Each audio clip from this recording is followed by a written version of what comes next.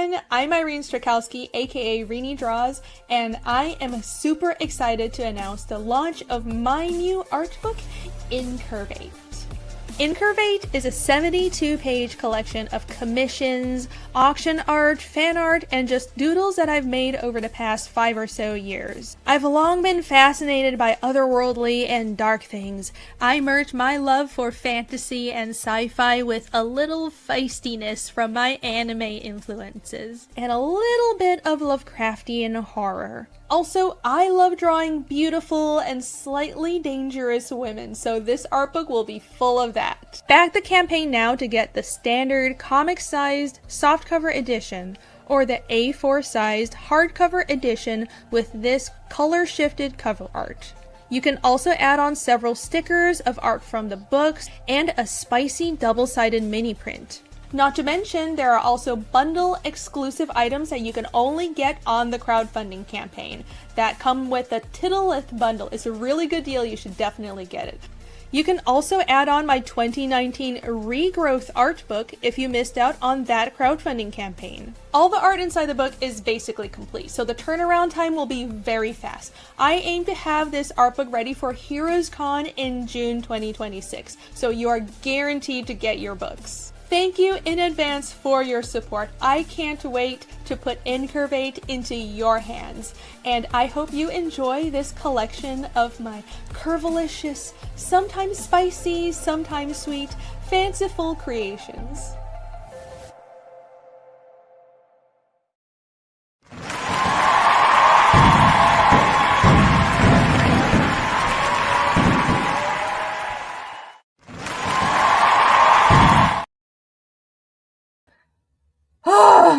Oh my god. Oh my god. Hold on.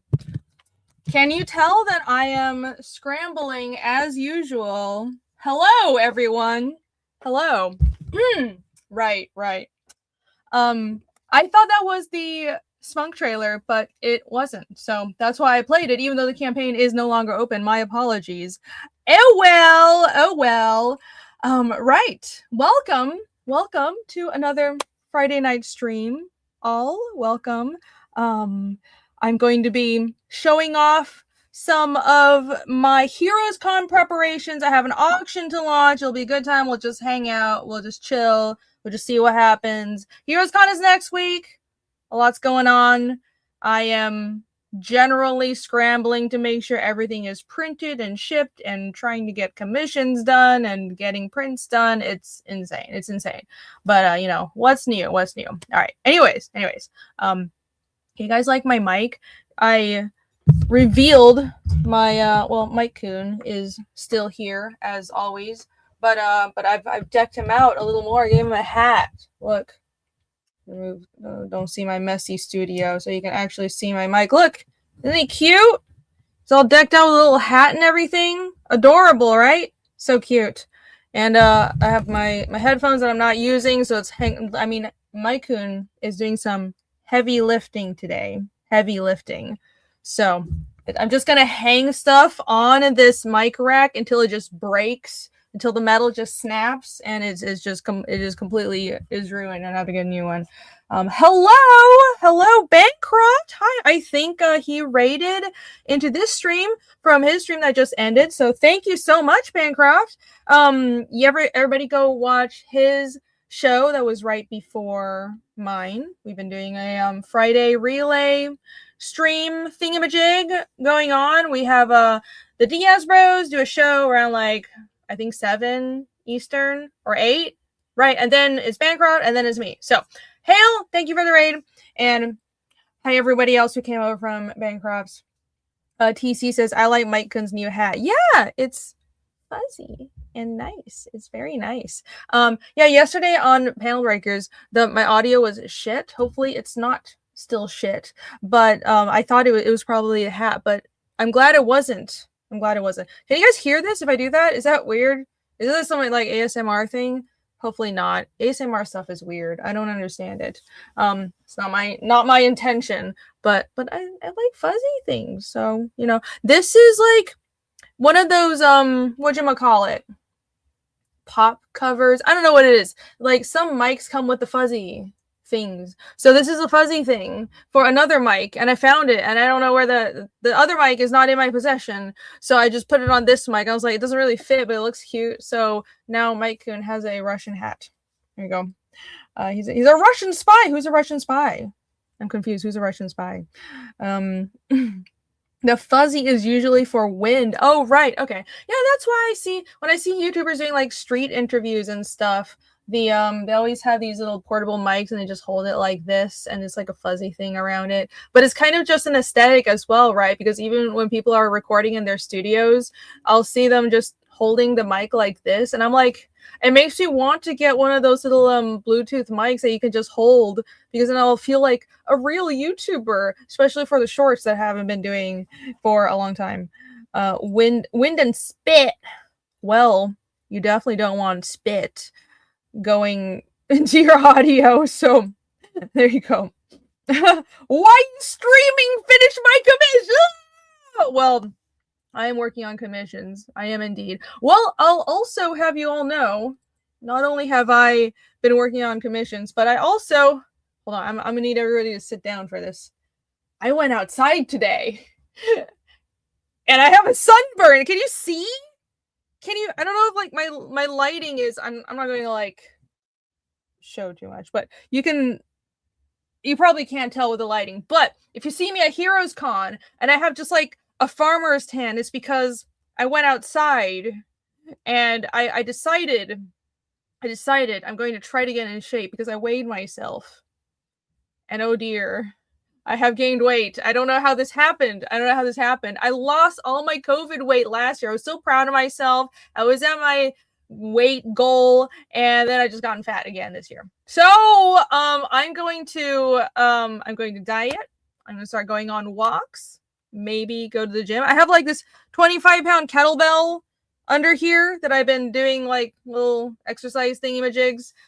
So hopefully, let's see how much trimmer I can get in a week for Heroes Con. So I'm like, oh no, it's like usually, I mean, I'm an artist. I sit at home and I draw all day, right? I could just be a total schlub. But like, I like when I do have to go outside and meet people, interact with the human world, I want to look well put together somewhat, and that chance is usually just conventions. Like that's the only real event and only real thing that I do. So I'm like, oh no, Heroes Con is like the one show I'm doing this year probably, and I don't want to look like a total dump. So anyways, I went outside and immediately got sunburned. So sunscreen from now on. Sunscreen. I forget. This is Atlanta. Sun exists. Oh, let me continue saying hi to chat. TC says impossible, but I'm not allowed outside. Yeah, I'm not allowed outside. That's true. I escaped from my basement, the basement that I am constantly trapped in. You're fine, Rini, don't worry. Thank you. I'm glad you think so. The grass burned, Rini. Yes. Hold on, let me move this up here. Rearrange everything. I had the auction that I'm going to be launching in a minute on eBay set up. I think I have it set up. We'll see if I actually did it right. But yeah, we'll launch it in a minute, but I'll say hi to chat first, and then we'll launch the auction, and then I'll just start pulling out stuff that I have for Heroes Con, because I've had I've had stuff being sent to me for Heroes Con, so that's pretty cool. And I got a couple of new items today. Everything is arriving for Heroes Con. I have some stuff going directly to the hotel, so I'm like, I don't even know if it printed right, but it's just going straight to the hotel in Charlotte, so I'll just see if it's a disaster when I get there. But I'm waiting on my art books. That's like the one thing that I'm like, I need these, and one of them was from a printer that said it would deliver on the 5th, but I'm like, they're usually late. So I told them I need it by the 5th, which means I know they're probably going to deliver on the 8th or the 9th. And the other one is a printer that's very timely. And they already told me that, so the hardcover and softcover are being printed by different people. So the softcover, that printer is very communicative, very timely. They're awesome. And they already sent me the tracking. And that will be here on the 10th. So, and I leave for Heroes the next day. So that should all be good, guys. That should all be good.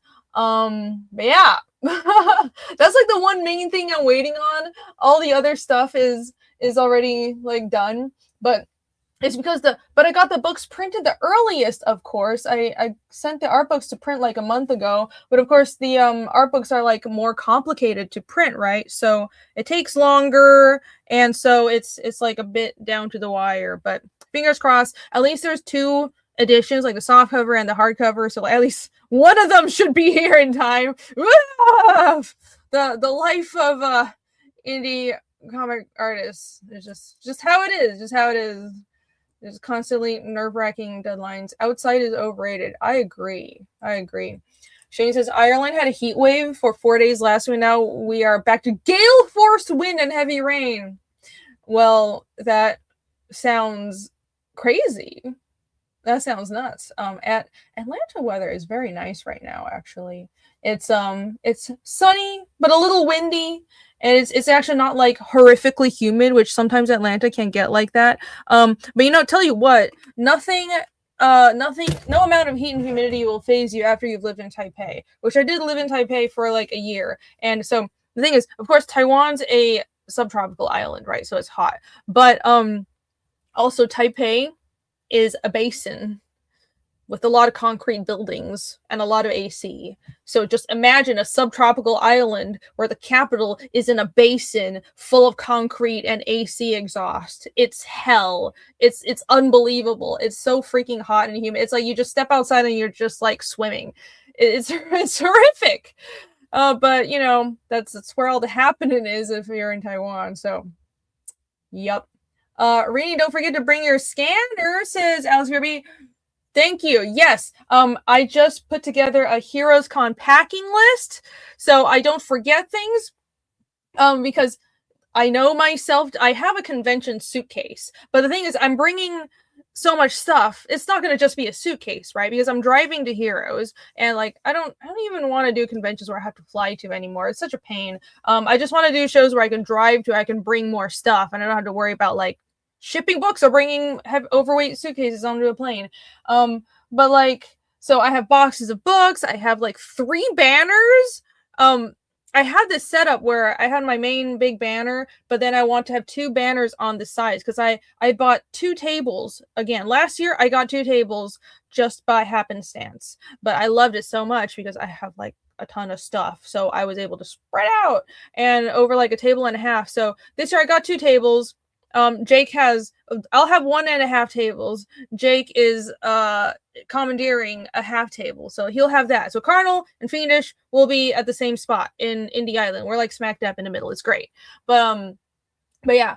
I want to have like my main banner, but then my two banners on the side. So anyways, I have 3 banners to bring, boxes and boxes of books. I have to remember to scanner. I have to remember to bring my commissions and all kinds of crazy stuff. Oh, and the stamp rally stuff. So I have like a whole packing list. You know what? I don't know how people who do like 10 conventions a year freaking do it. I would go insane because like just preparing and packing for 1 or 2 shows, I'm like, I'm so stressed and I'm not getting anything else done in like the week or 2 before the convention, right? It's such a distraction.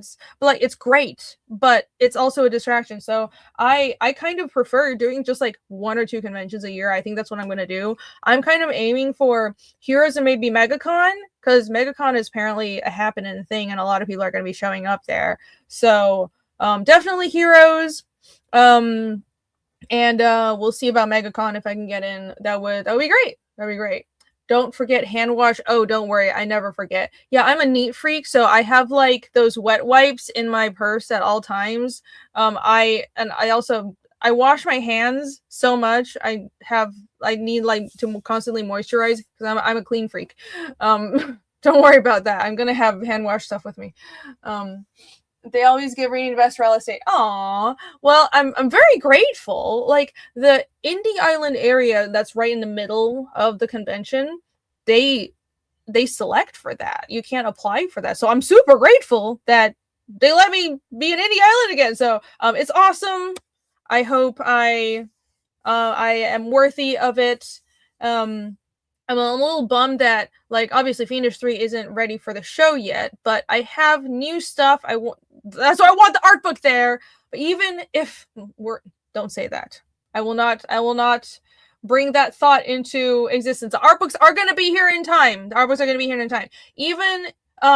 Even aside from the art books, I do have a preview for Heroes Con of Fiendish 3. So I do have new stuff, so I'm glad, and I have new prints and all that kind of stuff. So imagine doing one con per, I assume, per month. Yeah, I had friends who did that. That was like their full-time thing. Actually, I met someone when I did Florida SuperCon last year, where it was the girl sitting right next to me. She was like, yeah, I do this full time, and not just like selling art online, but going to conventions, and she would do like one convention every month or so. And I'm like, that sounds so stressful. But she and most people I know who do that, their whole booth is fan art and pins and tchotchkes like that. And so they draw a bunch of fan art. They have to kind of keep up with like the new hot thing in pop culture and do pins and prints of it,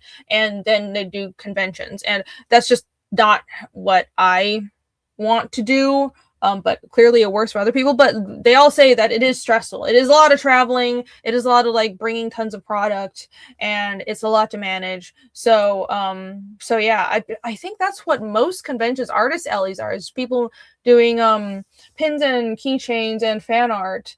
And honestly, in a lot of convention artist alleys, I feel kind of out of place because I have my own comic.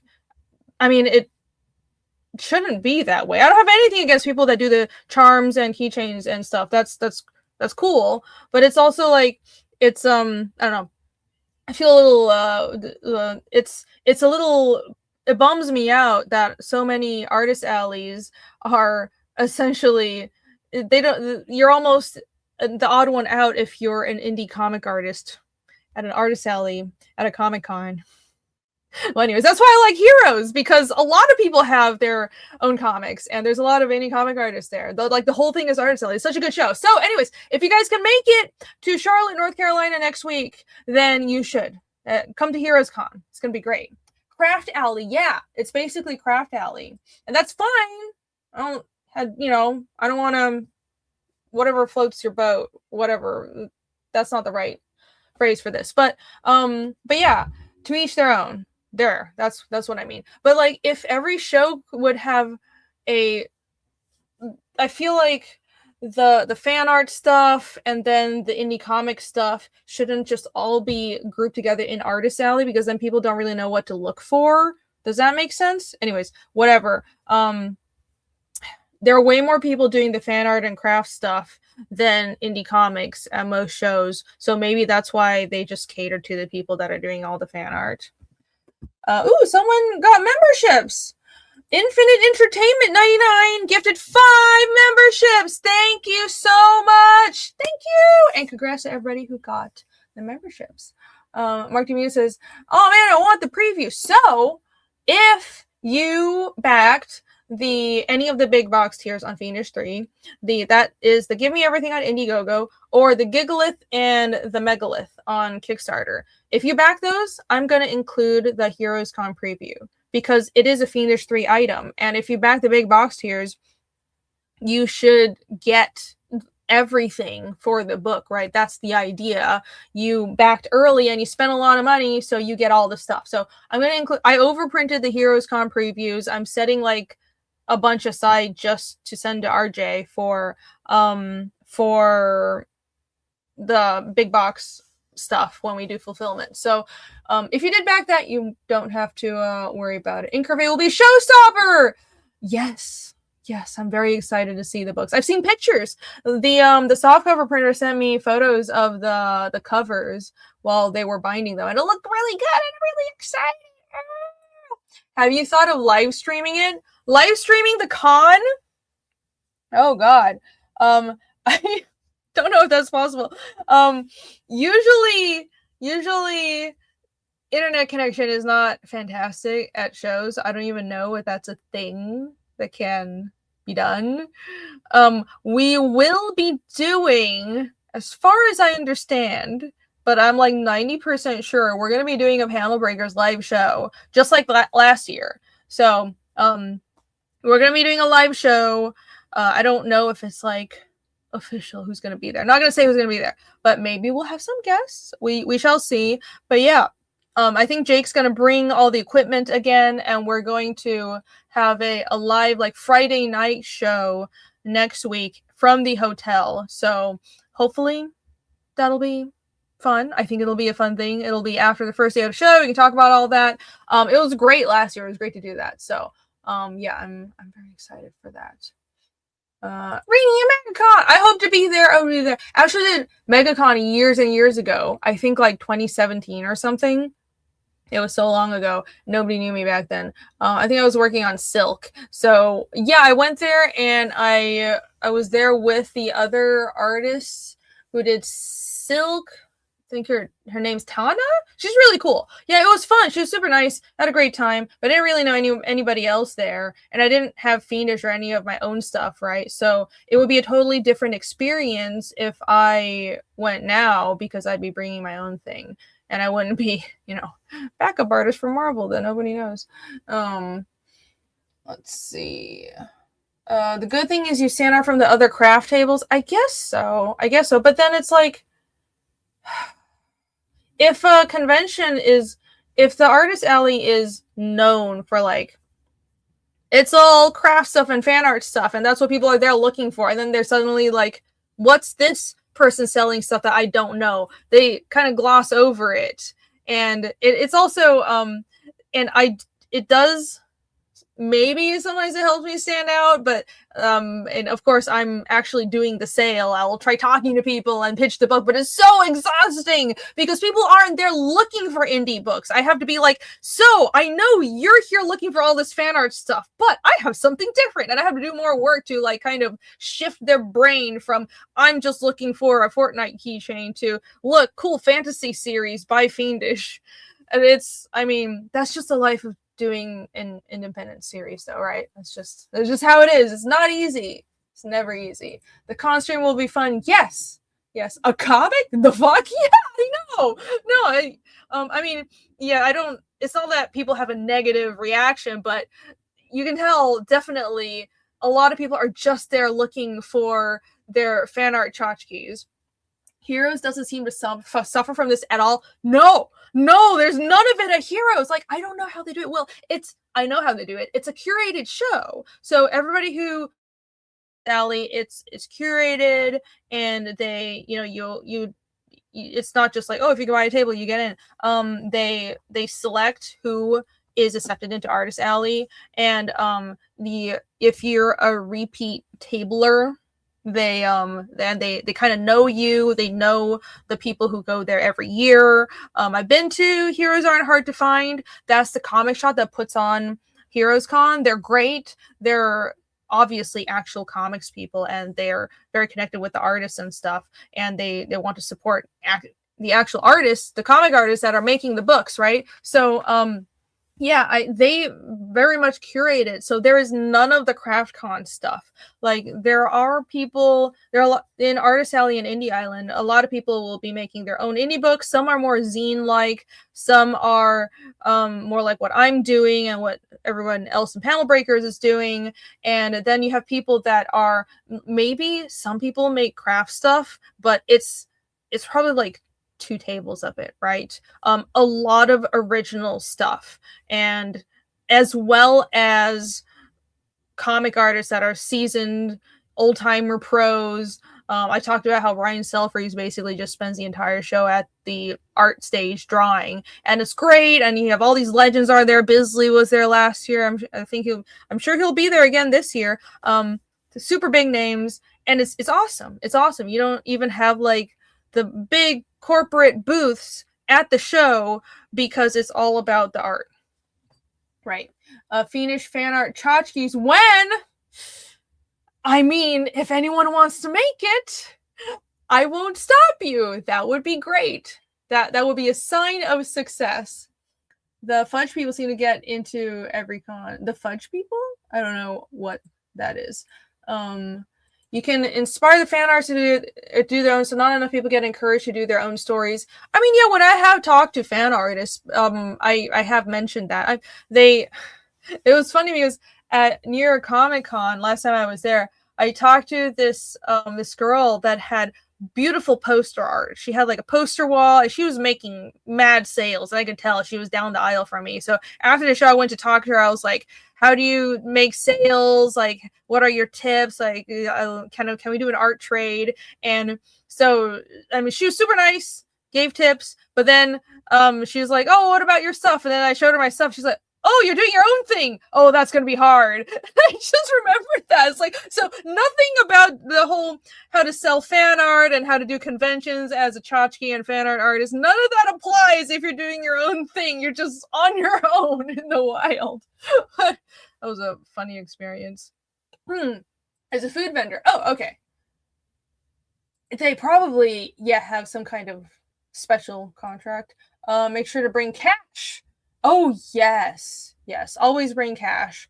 I have, luckily, I have my Square stuff set up. I have, like, PayPal, Venmo. I have everything all set up. But cash is always a good idea.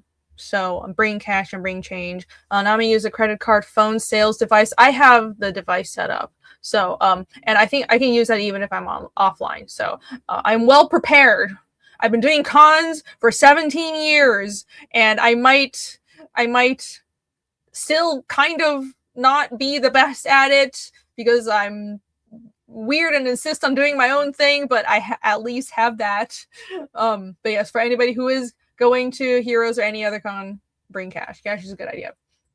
Okay, cool. I think I ran my mouth enough. I think we should launch the auction, shouldn't I? That's what we're here for. I'm gonna launch the dang auction. Okay, hold on. Let me open this and here. Give me 1 second. Okay. Move this down. No, that's just YouTube, and it's my own dang face. I don't need to see that. They call it hard-headed. Alex says I have a good convention setup. Thank you. It took me a long time to figure it out, I don't think I'm one of those people where marketing comes naturally to me. So it took me years to have a good setup. Some people it just comes naturally to. Some people I think like people who are collectors, they come from a collector's mindset, and they themselves are like comic collectors and stuff, which I don't think I'm really a collector. I like the art and I like the stories, and though I think I collect the series that I really, really like, but I don't have that instinct of I want to have the entire run of Spider-Man in alphabetically sorted or chronologically sorted and in long boxes. I don't have that urge because I don't like having too much stuff. So the only series I have are like in full that I'm like, I will collect this, are like the Berserk Deluxe leather editions and the Vinland Saga editions. And I did buy like all of Scalp. I have all the Scalp trade paperbacks. And great series, by the way. And of course, Lock and Key, I have all those trades. But I'm very selective about these are the things that I like, and I'll have like maybe 10 series that I have the full set. But anyways, my point is, I think if you're coming from a collector's mindset, you know how the audience thinks. So you're better at setting up your booth and setting up the visuals. And that was all kind of a learning experience for me because I'm coming from I just want to make cool comic, and I don't really it was hard for me to understand how the audience on the other side would think. And I think a lot of artists are like me, and that's like a bridge to cross. But I'm slowly learning, and hopefully I've gotten the ropes of it now. You've been doing cons since you were 10 years old. Get out of here. That's about right. Yeah, since I was about 10. Collectors are suckers for fraudsters. I don't think so. I think there are definitely people that will try to take advantage of the collector's mindset. But honestly, I know some collectors that they hoard a bunch of stuff, right? But then they end up with things that are a good investment that end up selling for a lot of money 10 years down the line. And that's kind of the point.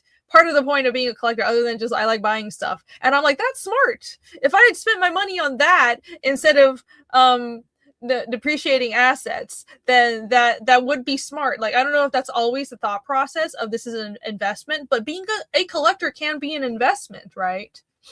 I was trying to think positively about it. Look at the best storytellers like Tolkien. He didn't care about collectors at all. That's different though.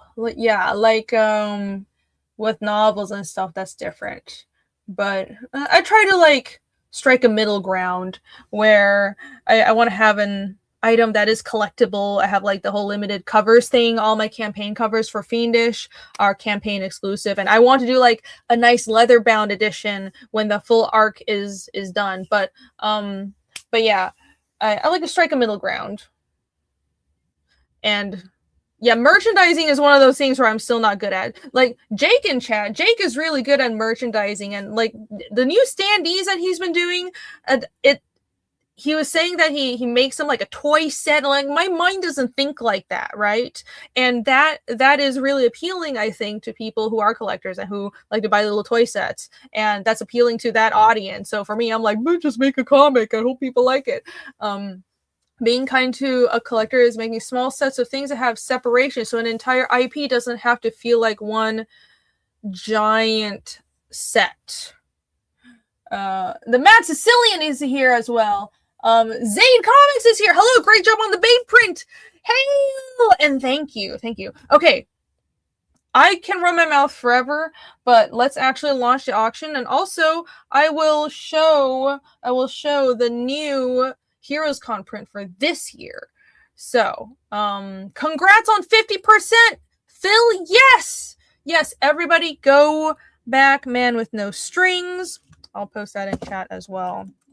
Everybody go support Phil and Zaid Comics. Their new campaign, issue 2 for The Man with No Strings, a weird Western comic. It just launched. So here is the link for that. Go to zaidcomics.com, and if I remember, I will try to pull up the campaign later. But yeah, it's sweet. It looks amazing. Congrats on 50%. Everybody go back it right now. Okay. The stringless cowboy. Let me go to eBay. My eBay is in the description. It's just Rainy Draws. But I will launch this eBay auction, and I will post a link in the chat as well. Resume draft. Let's see. Hopefully I didn't make any glaring mistakes on this. Pellery's Heroes Content. Let's see. Heroes Content poster original art. What should I even name it? I guess HeroesCon 2025. Oh yeah. Yeah, it is a panel breaker thing. Okay, I'll make sure that's in the title. Okay, enough finagling. Starting bid. I'll just set it at 80. All right, I'm gonna list it right now. Let's go. My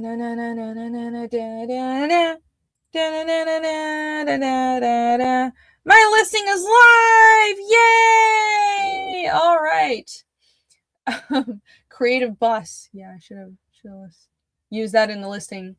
Now is your chance. I'm spending on it HeroesCon. So Moromi says he's saving his money for HeroesCon. So if you want this piece of original art, then you're gonna have to bid right now. Okay, let me find the actual link. Come on. Where is this item. Ink tank. Yes. Thank you for the link. Thank you for the link, Marumi. Where is it? Sometimes it takes a while to show up. What a pain. Let me play. I should have played a launch. Should I do a belated launch? Let's do a belated launch. All right, here we go. 10, 9, 8, 7, 6, 5, 4, 3, 2, 1.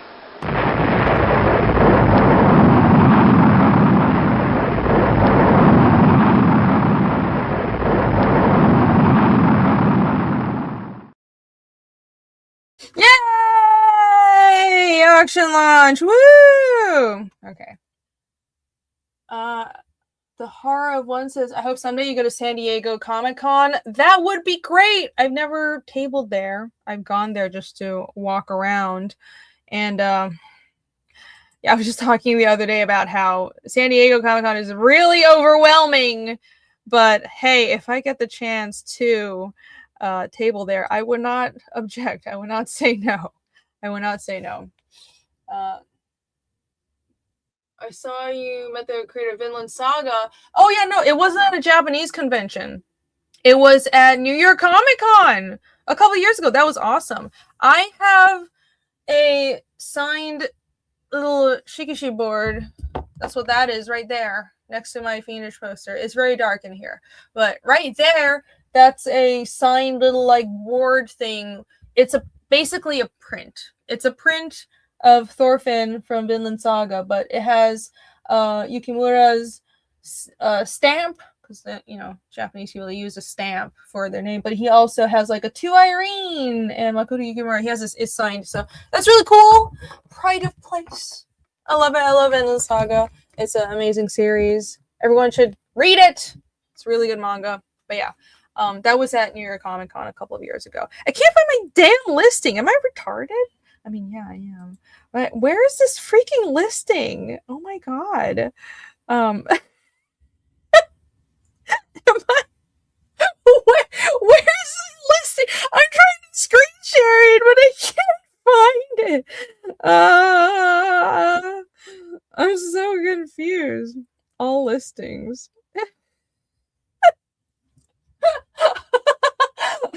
All right. I'll just share my eBay username. It's not showing up. Yes, it's not. I can't find it. Where's the fucking listing? I just listed this on. Where is it? Holy shit. Oh, eBay is slow. Yeah, I guess so. Okay. Here's my eBay link. Whenever it shows, it's in the back rooms. Yes, it's gone off in the back rooms. Oh my god. Slim Crow said it doesn't see it either. Damn it! What in the heckaroo? Holy shit. I definitely did launch it. Well, let's not worry about it for now. I definitely hit list, so I'm going to just show off the art and wait for eBay to catch up. Doesn't it give you a link on the back end? I guess so. Let me see.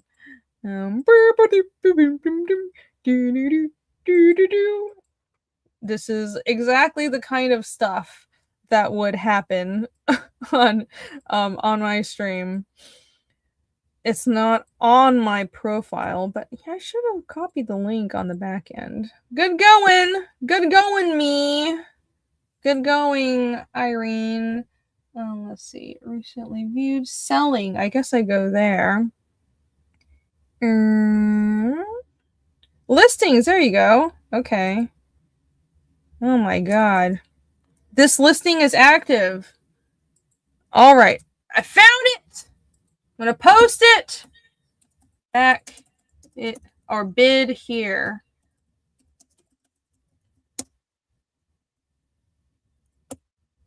Enter. And I'm going to pin this right now. There you go. I found it. Holy cow.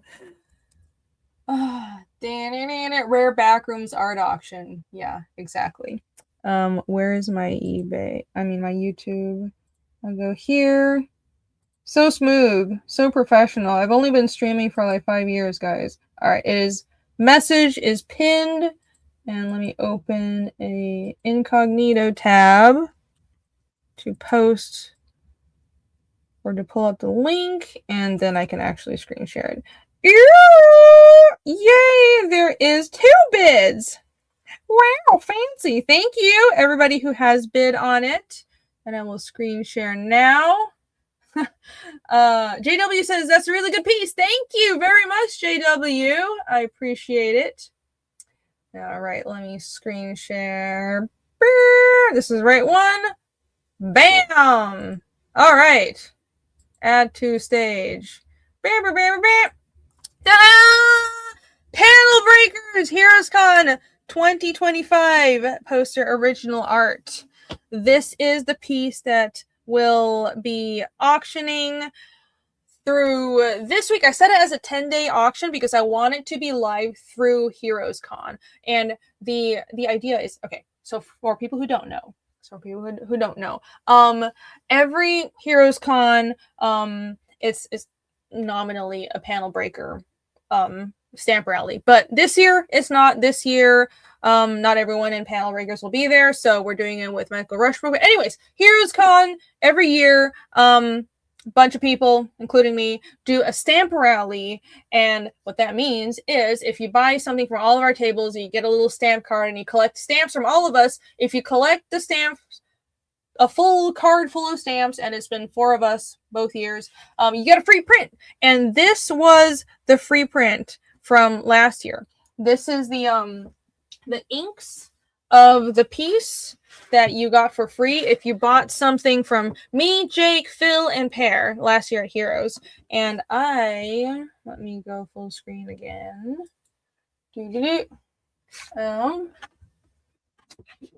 This is the print. Here you go. I still have a bunch left over. Don't quite know what to do with them. Open to suggestions.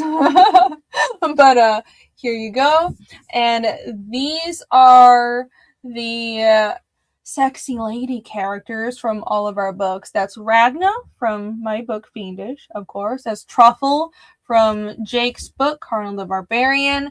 That's Salome from Hotel Story by Pear.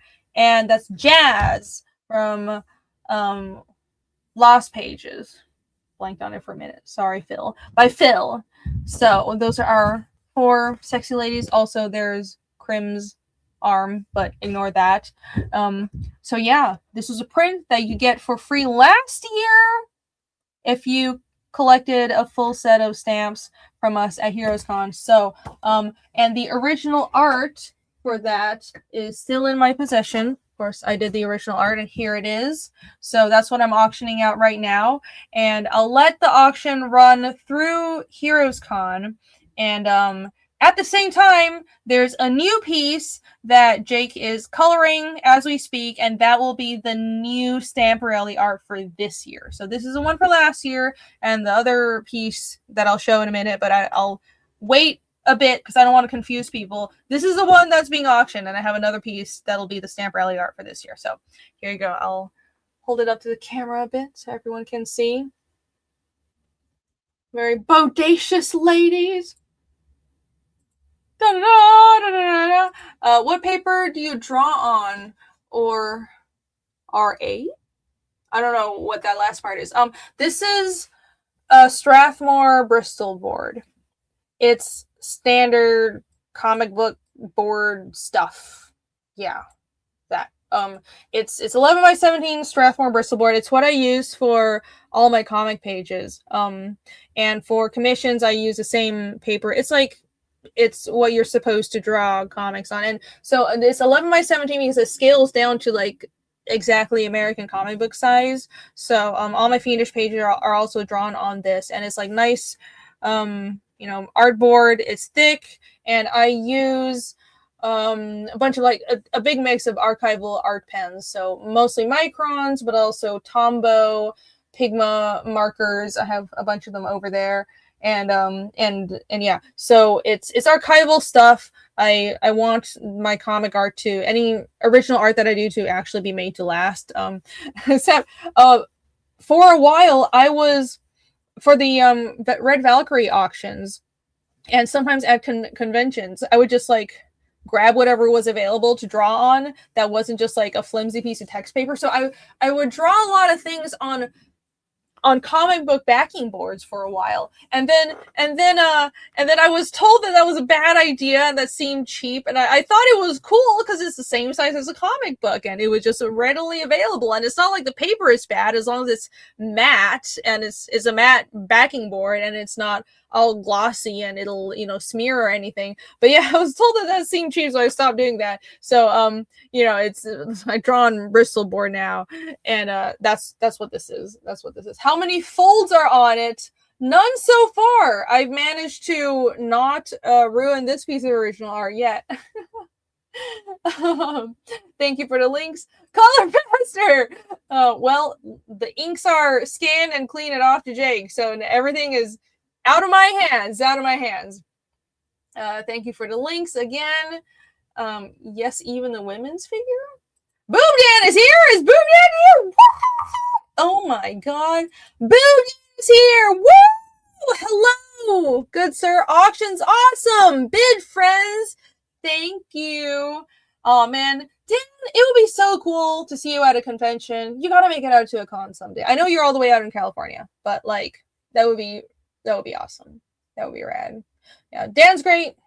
Everybody go follow Dan on the Twitters. He is the original boob master. I'll have you all know if you know about his comic Goblin Girl. We started on a crossover of Goblin Girl and Ragna, and there were Dan had health issues, so completely not his fault.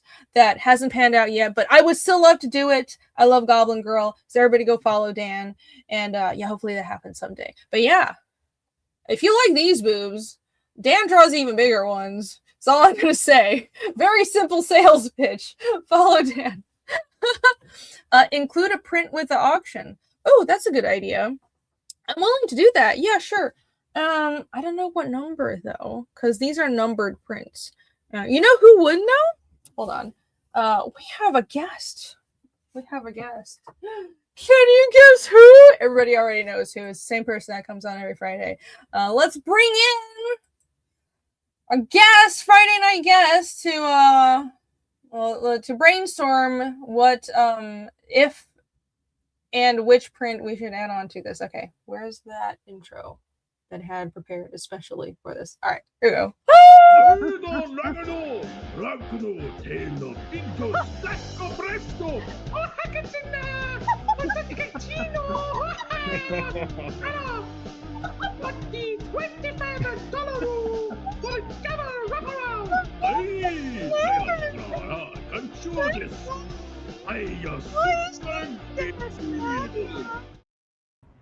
Hello, Jake. Surprise mystery guest. No surprise mystery guest. Nobody knew who it would be. Click Welcome. in the window. Click in the auction window. I think you have to be clicked in for it to like go up. Great seller. Oh, it went up. Yay. Hello, Cool. chat. Yeah. Oh, Congratulations so on good. It's great. Yay. launching. Yeah, that is an awesome. Thank you guys. No, this is a truly amazing piece. It has Ragna Oh, and Truffle and Salome and Jazz and Crimstone's arm. Yes, and Crimson technically is 5 characters because there's also Crimson's arm. Oh Exactly. my god. Yeah. You get such a good deal. So many characters. And oh, by the way, yeah, the print is colored by Jake. So the print I was just showing off, those are Jake's colors. So this year we will have the same process. What do you think about? Yeah, go ahead. What were you gonna say? No, go on. Ask away. I was going to ask you about what do you think about including a print with the original art, which Seems totally obvious to do. Yes. Right, but which one? Because so Slim Crow. I originally. Oh, sorry, I'm interrupting. I'll let It's fine. How dare you? Well, you see, I the thought crossed my mind, but then I couldn't find my stack of these prints until 2 minutes before I went live, basically, which is why it was not included in the art auction. But I will throw it in. I'll edit the listing to include it. But we have to decide which number, because these are numbered prints. You see, this one is like, and they're up to 50. I remember now. They're numbered up to 50. Slim Crow in the chat is saying like print 69.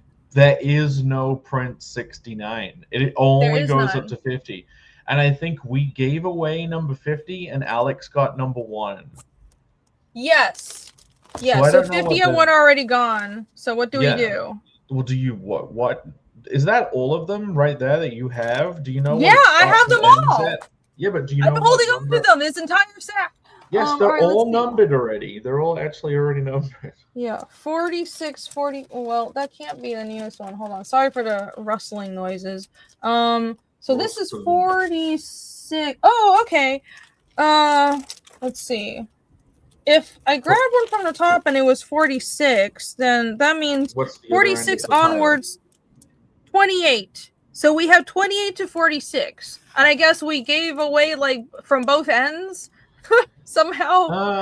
Well, I mean, we gave away 50. And I don't know if 49 is like a special number. I don't know. I don't know what happened. And yeah, I don't know. Whatever shall we do? 6, 7 is also not included, or we could do that meme. Wait, what's the lowest number? Meme? What's the 28. lowest number?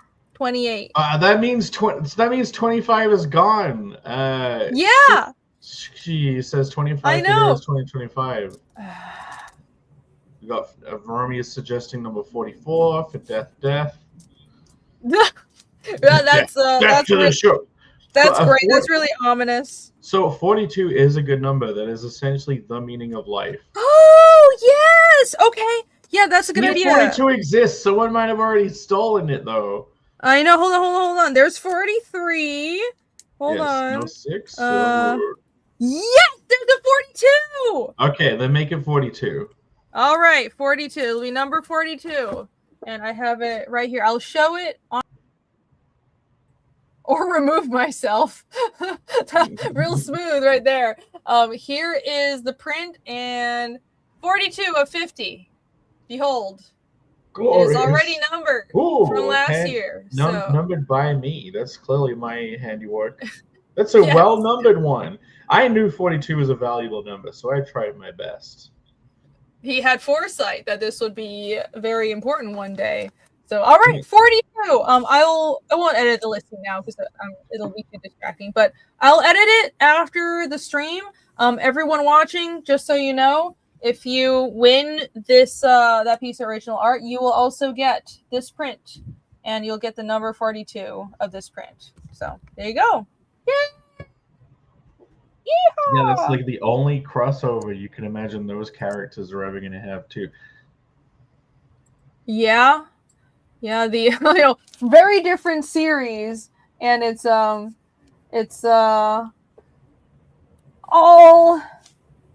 different. I think every year we want to do different characters too. So for example, this year I did Yomi instead of Ragna. So you probably won't get these characters on another print. I would say you definitely wouldn't. So if you enjoy our comics and want all these characters together, you have one chance right now. It's also hard to get like a classic Ragna piece drawn by you. I guess so. Like a piece that's original art, because I've done so many pages digitally. Is that what you mean? Yep. Well, like the pin-up style stuff. You know what I mean? Like Like you. Yeah. I don't know what the last one is that you sold. Yeah. Here's the thing. It's like the what I was talking about earlier about understanding how the fans think.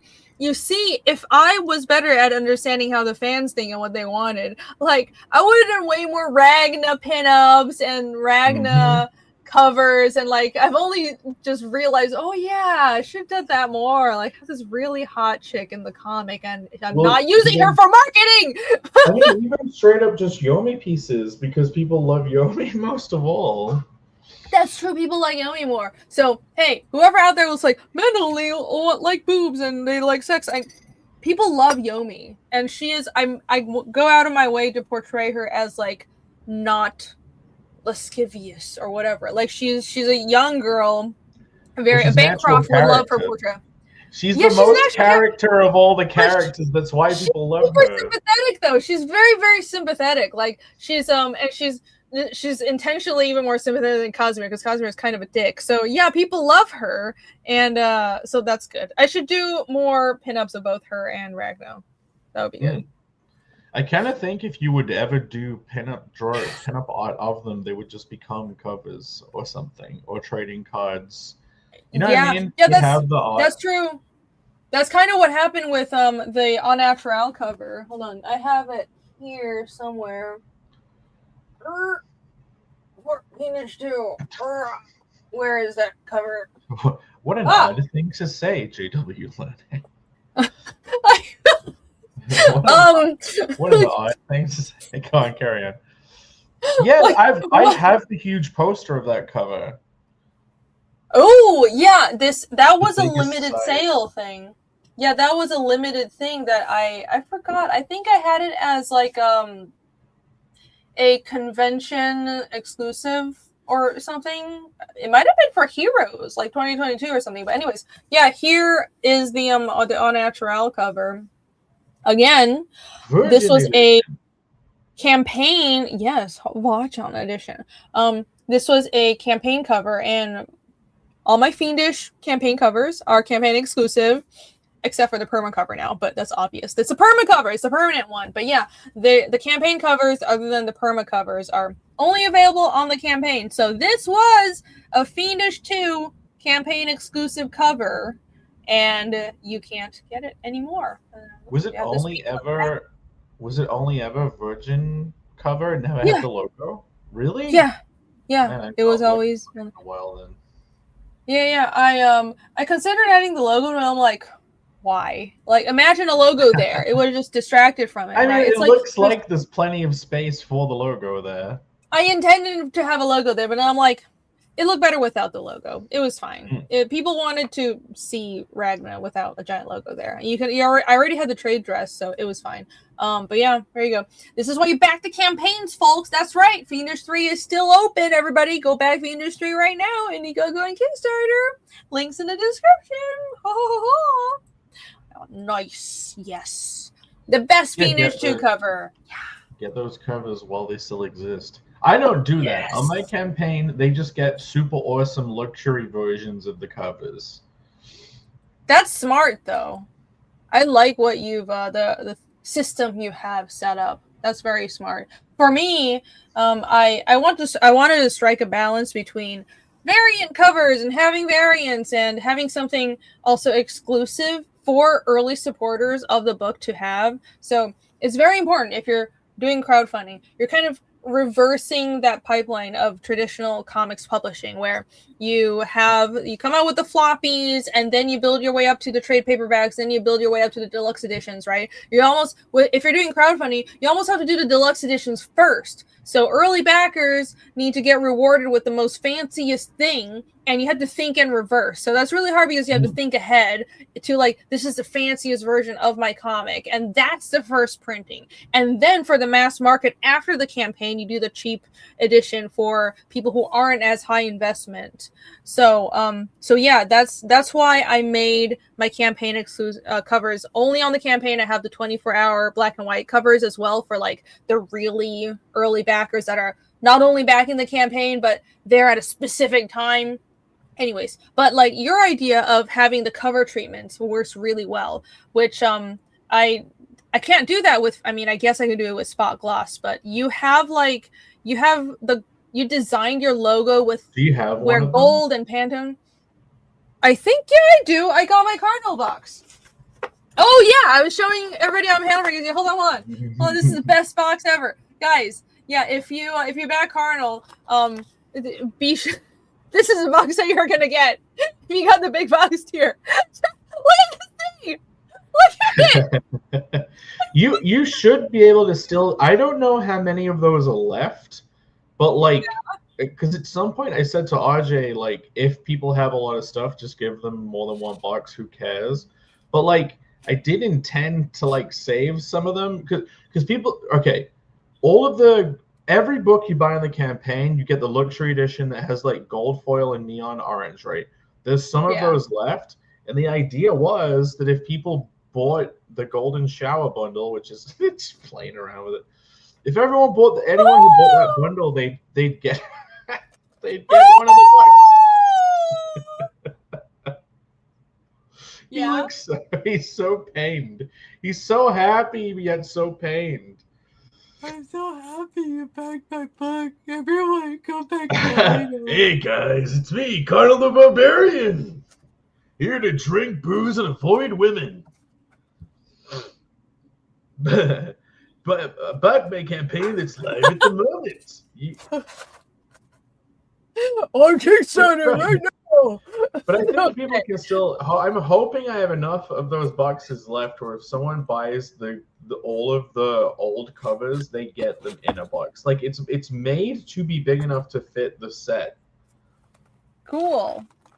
Yes, I do. I have the one of the fancy cover. I have the Kyo cover right here. Yeah, check this out. Takes it out of the bag, riskily removes it. Look at that! Look at that shine. Yes, and you can. Yeah, that shine, and it's like it's not just matte; it's soft touch, like beautiful. I love soft touch. That's what I got for my books as well. It's like this ultra feathery matte. It feels so nice, and it contrasts so well with the gold foil.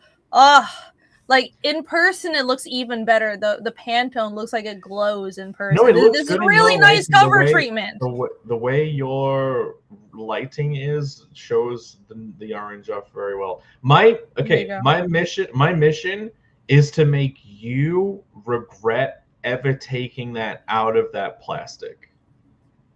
Well, my mission is to make Connell like so valuable and make these first books so valuable, especially the luxury editions, that you'll look back and say, I wish I'd never taken it out of that sleeve and rub my hand on it. Well, give me another copy that has never been taken out of the bag. Yeah, trading this in right now. You blew it. But yeah, guys, if you want the luxury foil and neon red version of the next book, you have to back it now on the campaign. If you are in the chat and you have not backed Connell Side Quest 1, someone's going to post a link in the chat. You have to go back it to get that luxury edition for the base price, because they go up. Those things are like twice the price now. TC says Jake is the king of the covers. Yeah, he does. I mean, you had like freaking 13 covers for chapter 1. I don't know how you did it. Oh, you got the truffle portrait. I'm not taking out the bag. There you go. Well, those ones are sealed. I think all of the portrait ones are sealed. These are numbered, right? Yeah. There's a number. I got 13. Yep. Wow. Oh, great. Oh my God, that's great. Lucky number 13. Huh? Oh my God, that's a good one. And I got the Ouroboros one, which I will not show because I know that's spoilery. So you can show part of it, but yeah. Yeah. Just okay. Don't show the spoilery. I will. Careful! You can show the other cover. There's 2 of the Ouroboros covers. Yes, they're an infinite. There you go. There's 2 of them in a set, and they're infinite, and they loop around at the back and the front. So. There you go. I'm putting this all the way at the bottom so no one will see the spoilers. Live on Kickstarter right now. Go get it. Yes. So on my own stream, yeah. The last stream I did like a week ago, because I've been away for a week. There you go. It's not that bad, but I suppose cover it up. Nothing's actually showing. I'm just being a prude. All right.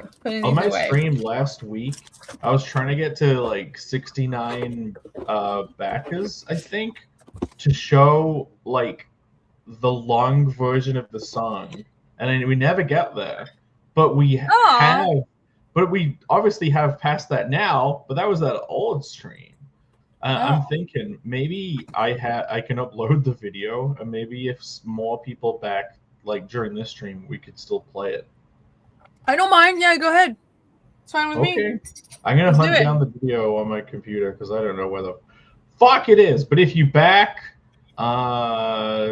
today during the stream, during this wonderful auction, then I will hopefully play the music, the full version of the music. Jake's pulling money away from my auction. No, I mean, click in the window. It's fine. She finally clicked in the window. Look how much money is being pulled away from you right What? now. No, I actually didn't look. I was about to pull up Carnal, so I didn't even look at the... Oh, 3! Oh my God! Thank you, guys. I wasn't even looking at that. Thank you so much. Yes.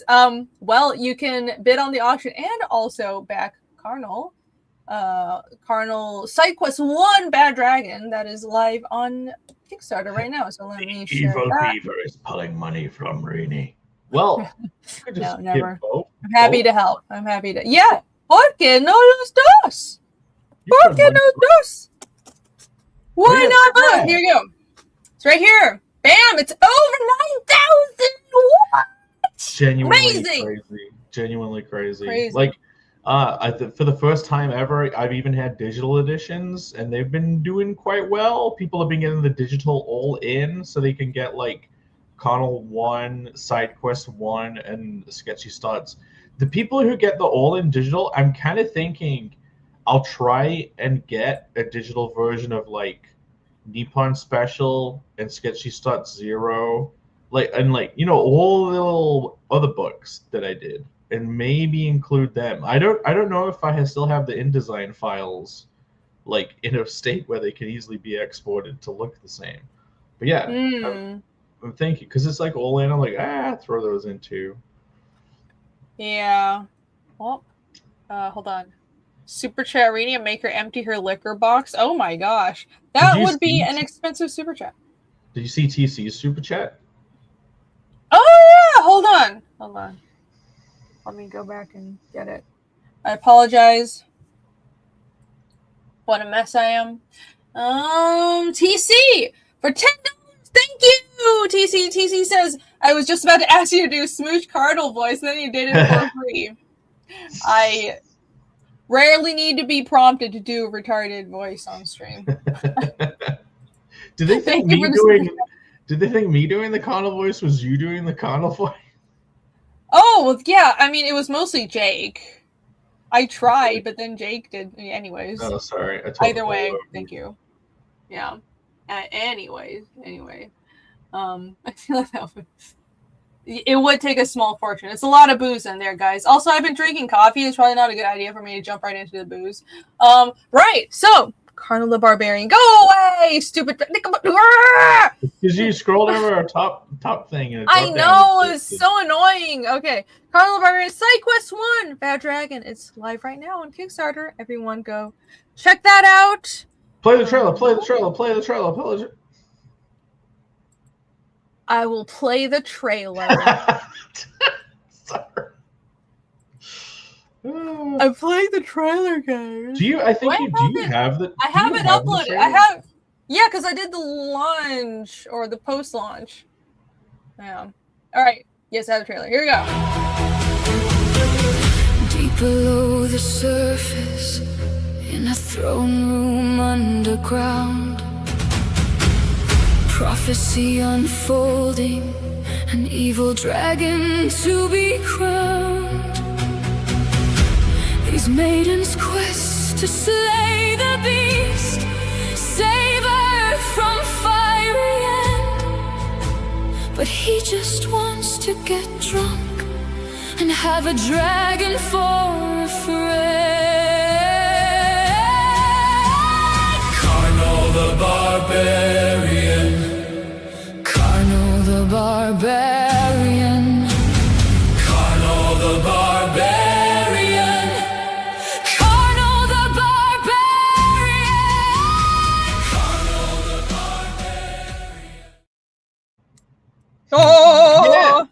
if you like the look of that trailer, then head over to Kickstarter right now and back. I do have I have the full version of the song in video form. Maybe I could upload it, but then it would take over everything. But I could maybe like share it at some point and just play it that way. Yeah. I mean, if it you can play it if it goes up more during the stream. So. Yes, if people back. Thank you for letting me shout it out. No problem. Everybody go back. Chrono Side Quest 1 right now on Kickstarter. Thank you. And thank you for the links, chat. We'll come back to this. We'll circle back around. The Horror of One asks, Greenie, have you ever thought about making stickers of your characters? Funny enough, I did do that for Incurvate. And I was trying to find my sticker proofs so I could show you guys. Let's see if I can just pull these up like that. So usually I'll have a couple of stickers with Fiendish campaigns, but check this out as well. No, zoom in, bitch. Is this okay to share? I'm sure it is.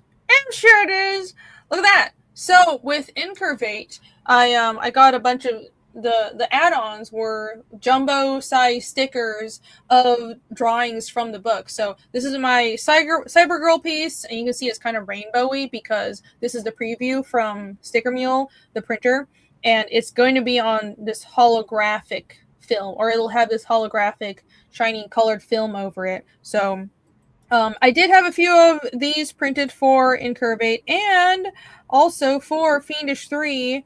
I have this. This is a sticker that everyone gets. Everybody who backed Fiendish 3 gets one of these Yomi stickers, and that was one of the stretch goals we got to. So I do have that. There's also a demon sticker. Where's the demon sticker? Here you go. This is the demon sticker. This is the perk exclusive one for all the big box, the Gigalith, Megalith. Give me everything. Those 3 big box tiers. There's an exclusive sticker. So it is a holographic demon sticker. It's like the colorized version of the 24-hour cover.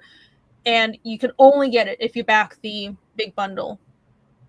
And it's like oversized. How big is this? 4.9, almost 5 inches by 4 inches. That's the size. So it's a big boy. It's a big boy. Okay. Yeah, and there's also this is also from Incurvate. It's another piece that I turned into a sticker. So yeah, I have a few. I didn't have that many stickers before, but I saw a lot of artists who did art books on Kickstarter have like jumbo stickers. So I made a bunch, and I'm going to slowly build up more because they're easy to make and they look cool. And I like stickers too. They're fun, and you can put them all over the place and ruin light poles. Don't do that. That's vandalism. Anyway. Yeah, I mean, you could waste your wonderful sticker in public and not on your own drinks bottle.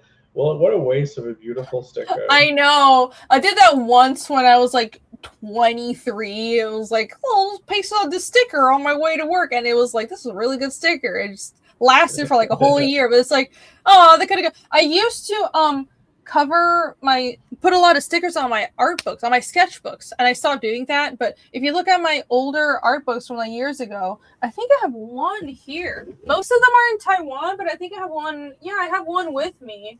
Yeah, check this out. Look, this is what my old sketchbooks look like. Look. So I just like cover it with random stuff. These are stickers from my art. I remember orderly placed stickers. They're not always orderly. No overlap. Everything. No. They're I don't have my favorite one. It's like complete chaos all over it. But that one's in Taiwan. I definitely don't have that one with me. But yeah, this is a more orderly one. I used to just cover my sketchbook with stickers, but my current one, it's over there. I'm too lazy to go get it. It's just I've become much more minimalistic as I have aged and become an old woman. But yeah, definitely used to be more chaotic. There's a Band-Aid here. I don't know why there's a Band-Aid here. But yeah, this is the best use for stickers, that and on drink bottles. And by the way, all the stickers I make, they're like vinyl stickers that will last forever if you put it on your drink bottle. So you're not. It will be a good purchase. I have a Hellion Art sticker on the back of my car that will soon not be my car. Oh. That means it's gonna get ripped off unless Aww. it sneakily remains and the next person promotes Hellion Arts. I don't know if they would leave decals and stickers on cars when they sell it. They're good for cars. If you have a car, just slap it just on your windscreen right in front of the driver. Just put it right there on the inside so you can see it while driving. Put as many there as you can to have a good there time you while go. driving. There you go. You had one of the vinyl stickers I made, the Hellion Art stickers, and it lasted forever on your car. So that's a testament to the products that I make. These are sturdy. I use that car at least once a week. At least once a week. Oh yeah, it could be other people's cars. Oh my god, that's funny. Just don't be so obnoxious. Don't do that. No, do that it. might be a problem. No. You start off with one and you do it and then the next week you add another one if they didn't get removed. And slowly over time, you just add more and more stickers to some random person's car. Oh my god. That would be so annoying. Or just was out of the country for a bit and they come back to their car just full of stickers. No. They have to it has to slow cook the frog style. Or how about this? Have a ton of the same sticker, put it on someone else's car, wait for them to remove it, then put a new one on there. And then when they remove that one, put a new one on there. And they'll be eventually just go insane. They'll be like, what? I thought I already removed this stupid thing. Did I do? It's like a haunted sticker. You just put it's a little ghost sticker. And then eventually, I bet they stop removing it. I can tell that you were a menace as a child. A little bastard. You were definitely a giant pain in the ass as a child and a teenager. What a thought process. Alex says he's been I better not mention the fiendish bike locks I've been deploying. Oh my. I don't know if this is something I endorse. What is that? But hey, if it's more publicity for fiendish. Considering how bike locks have been used in recent years, Alex would never. I trust Alex. He's a good guy. I know instead of breaking off someone else's bike lock, just put your own bike lock on their bike, so they can't take their own bike. Oh my god! It's like the we'll blockade your blockade, but do that with someone's freaking vehicle. Imagine that is a whole level of assholery. Oh my god. Don't piss Jake off, guys. Is Jake in his most refined and mature form? Holy shit. All right, right. Let's click off the stickers because that is not the focus of the show. I guess I can show this. Behold, everybody. Yeah, 190 backers. That's great. Yeah. I don't remember if it went up. I haven't paid attention to my campaigns in 2 weeks. We got to get this to 20K. We got to get 20K on the Kickstarter. It's only another a couple more thousand. Yes. If it could get to 20K, that would be awesome. But yeah, I have these fiendish flyers printed for Heroes Con. I think they're already at the hotel in Charlotte. I don't have them, but they've been shipped out. I guess up too. I showed them yesterday on Panel Breakers. But yeah, hopefully that'll bring people to the Kickstarter and it'll give it a little boost because I have the Kickstarter link on there. So there you go. Great. Yeah. Pretty cool. If you guys in the chat, if you backed Fiendish 3, but you didn't get the Kyo cover, that is one hell of a get. If you can still back on Kickstarter, you should get the Kyo cover. It is choice. It is glorious. Yes, it's so Full good. It's so wraparound. good. Yes. I don't know if I'm going to be able to get a Kyo cover again, which means I don't know if you'll be able to get a Kyo cover again, because they kind of said they were busy, and I'm like, I wonder if they're just going to be permanently busy. Like, I tried to get a Kyo cover on Side Quests 1, and they said yes, but then eventually they were like, they had to kind of like bow out of the job because they got really busy. And like, okay. It's like the universe gives you one of demand. He does like video game art and stuff. Yeah, work for Sega. He's like a very in demand artist. So I feel very lucky that I got this one wraparound from him. Does amazing work. So hopefully I'd love to have more, but if not, then I have been blessed. I wanted to share speaking of the Kyo cover. I know this is just like a low res preview, but check this out. This is the oh gosh dang it. The little 3-fold flyer. I'm glad that just one of the sides is that ass. Oh gosh! Like the main side with the scannable code is that huge chunky butt.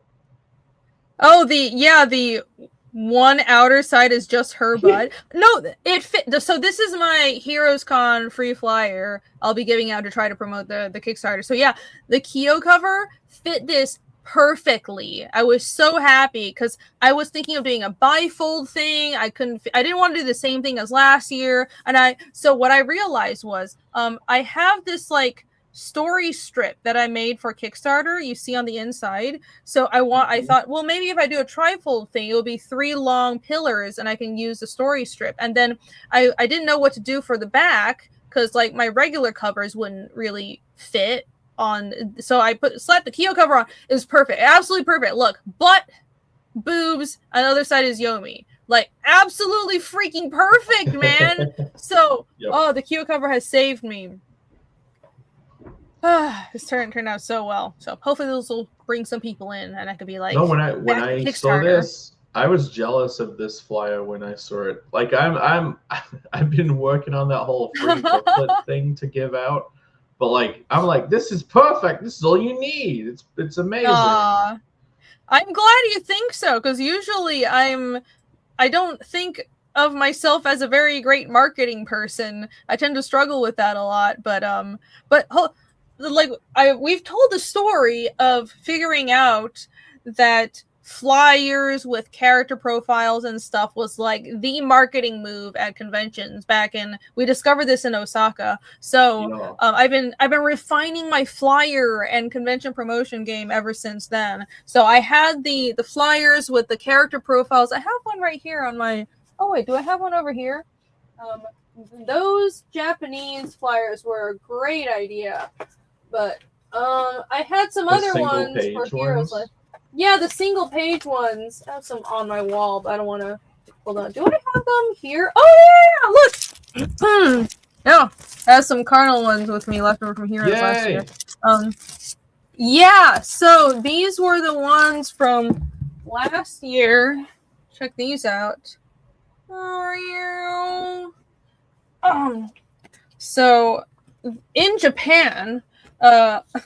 Because we're struggling to sell books because of the language barrier, and then someone gave us a tip, and I ended up rushing to like the Lawson's convenience store, which all the convenience stores, they're great. They have like printers where you can just stick a USB stick in and make photo prints. So I made like 50 prints of this character profile page, and then started handing them out and finally started selling books because I already had this translated and I didn't have to struggle with actually talking to people in Japanese to sell my book. This was great. So ever since then, I've been doing flyers for conventions, and this was the flyer for Fiendish at last year's Heroes Con. So it's just a simple flyer. The character profiles are on the back, and I have just like all the covers on the inside. But I wanted to do something with more story this year, because what was annoying about this flyer was, you see all these covers, that's cool, but like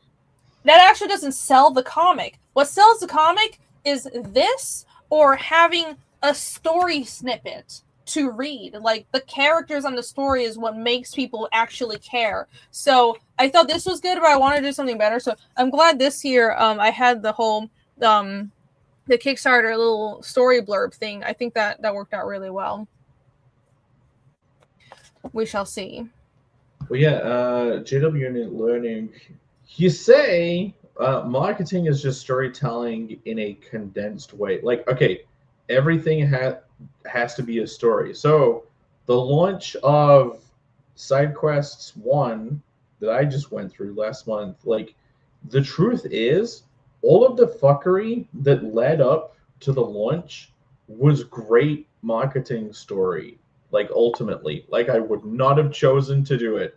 Like, it was just inflicted on me by the universe, and it worked out great. Like, Kickstarter, like, not accepting the campaign because they suddenly said, no, not safe for work, no. And, like, also the fulfillment, like, every week for, like, 3 weeks being like, is this enough yet? And they're like, nope, sorry, loser. Yeah, everything is a story. And when you're, that's the thing too with the way to pitch a comic and or talk about anything. It's a condensed story that makes people care, and it's an art to do it. And also there's the reason writing a good comic doesn't always translate to selling a comic is because of that condensed factor. And you can, this especially, I realized this when I was trying to bridge the gap between I made a comic and now I have to sell a comic. It's that you have to condense the storytelling and find a way to tell people about your project. But every person needs it presented in a different way. Every situation, every convention, whether you're online on a stream or you're just talking to a random person on the street or you're at a convention floor, or if you're talking to an editor, you have to speak differently about your story. You have to tell a different aspect of the story about your project, right? And that takes people skills, and that's really hard for a lot of artists. So you might be a great storyteller on paper when you're making a comic, but then telling a story to people is face to face is a different skill, and that's really hard. That's really hard, but it's also exciting when you get it right. Marketing, getting people to ask them, so what happens next? I love that. That's great. Yes, exactly. Yep. It's also like people. So another marketing thing is like people think it's like show the product, as in show just the thing itself. What you actually should be showing is what the person will be when they have the thing. Which is hard to do, like with the if it's clothing, it's like someone wearing it. If it's like a gadget, you got to show the person using it. Like, I guess with a comic, it's like you should show people reading it. But I've thought of doing like parody images where it's like a bunch of people hanging out and they're like all reading the same comic together and they're like laughing and they're all like, "Oh, this is so good!" Like, that doesn't really work for comics, though, does it? But it could work in like a comedic context, or like, okay. One image I wanted to do was like the comic on the bedside table whilst a couple blurred in the background were like getting it on in the bed behind, with the inference being, if you read this book, you're going to get... That's great. No, that's awesome. I think, so what you're doing there is, it's like, when you're trying to sell a comic, whether it's what you just mentioned for selling Carnal or for this right here for Fiendish, you want a tiny snippet. You want to give people a tiny snippet of the feeling that they will feel if they buy the series. So, and it has to be fast and easy to consume. And that was my goal with this. When I did like 10 iterations of this story strip, by the way. If you go on the Kickstarter, you scroll down, it's right there. And this was actually really hard to do. Actually, let me just go to the freaking page and show you. She hated me, guys. She'd show me a version. I'd be like, you can change this. And she's like, It was so fucking frustrating designing. Okay, you don't understand, but you helped by rejecting all those versions until it was good. It was one of those situations where like critique was hard, but it was worth it. So thank you for your help, because it ended up working in the end. This page, this Kickstarter, every single thing had a lot of thought put into it. Even this banner thing with chapter 1, 2, 2.5, and 3, like this at the top, the animated logo, the video beforehand, it's all designed to bring people into the series. Like, intention grabbing thing, cool logo, you can own all of this, and now here's the story, right? So this took a lot of thought, but boiling down a story that's now 4 books into a little scrolling short thing, my goal was to make this feel like a trailer, but it's not an actual trailer, it's just in print. And to do that, it took so much iteration. But yeah, this is a short, 4 or 5 narration boxes, and that's the entire feeling of reading Fiendish. And that was my goal for this little strip. So putting it on the flyer actually worked out really well, because that's what I want people to feel when they get the flyer. Oh, I just read this very simple thing. That feeling I'm getting right now is what I'll feel if I buy the book. Perfect. Yeah, I was way lazy. I just put the pages in. Here you go. Well, you read it and think it's cool, motherfucker. Yeah, like, but you have the kind of intro. Also, if it's Cardinal and Fiendish are different series, and for Fiendish, it's building on itself. So I had to start mentioning. I have to cover a lot of ground, because I could just put the chapter 1 intro, the prologue, but that's so far ago. That's so long ago. That doesn't tell you everything that's happened. That doesn't really sell what the series is now, right? Yeah, I suppose with Fiendish, there's not like a 3-page win. Like, if you read 3 pages and you're like, oh, that's what this is. Okay, I'm in. Like, it is a slow cooking thing. It definitely is a slow cooking, which is I'm doing everything on hard mode, guys. Like, holy shit, I made my life so difficult. But I will tell you, in book 4. I'm currently working on book 3. Book 4, there's going to be a sequence that I feel like will be that. It will be something I could just cut out and sell the entire series to, as in, this is a standalone thing, and if you read this, that would be, wow, this is really awesome. I want to buy the entire series. That's all I'll say. I'm really proud of it. I already have like chapter 4 basically completely laid out. So, drawing takes a long time. If only I could just have the pages materialize. Sadly, no. But yeah. Yeah, if you were to make to make a 3-page thing for Fiendish that would like make people go, okay, that's what this is. You would have to change the characters, right? Like, you'd have to make Casimir into some kind of clever detective thing that's finding clues in the environment, and like, you know, Iskall would have to be even more exaggerated in his, you know what I mean? And you'd have to have a mini puzzle that is unfolded like Sherlock style in just 3 pages, and it like sets up for the rest of the story. Like, it is difficult, and like, you can do it with comedic stuff because you can treat it as cheap even though it's not. You know what I mean? Like, well, comedy is hard.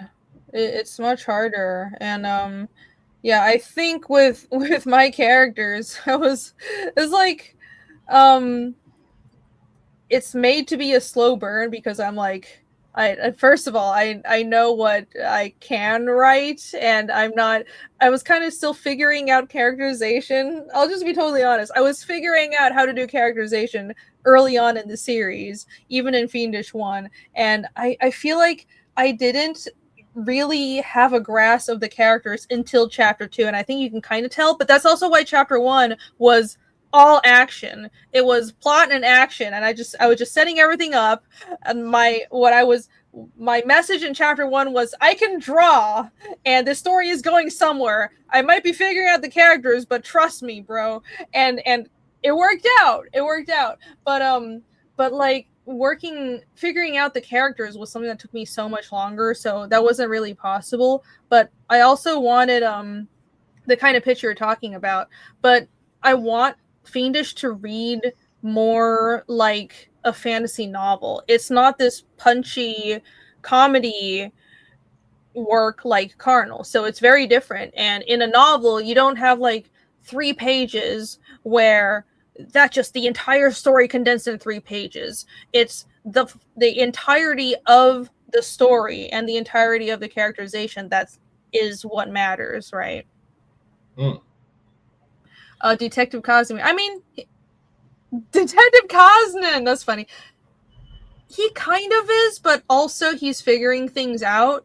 So it is a mystery story where Kaz is looking for clues, and there is the part of his character where he's a hunter and tracker, and he'll find clues as they go along.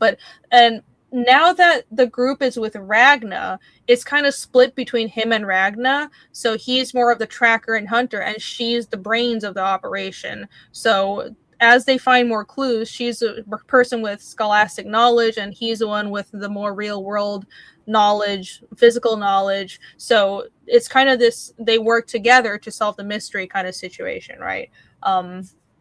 Teamwork. But yeah. Like if you were to if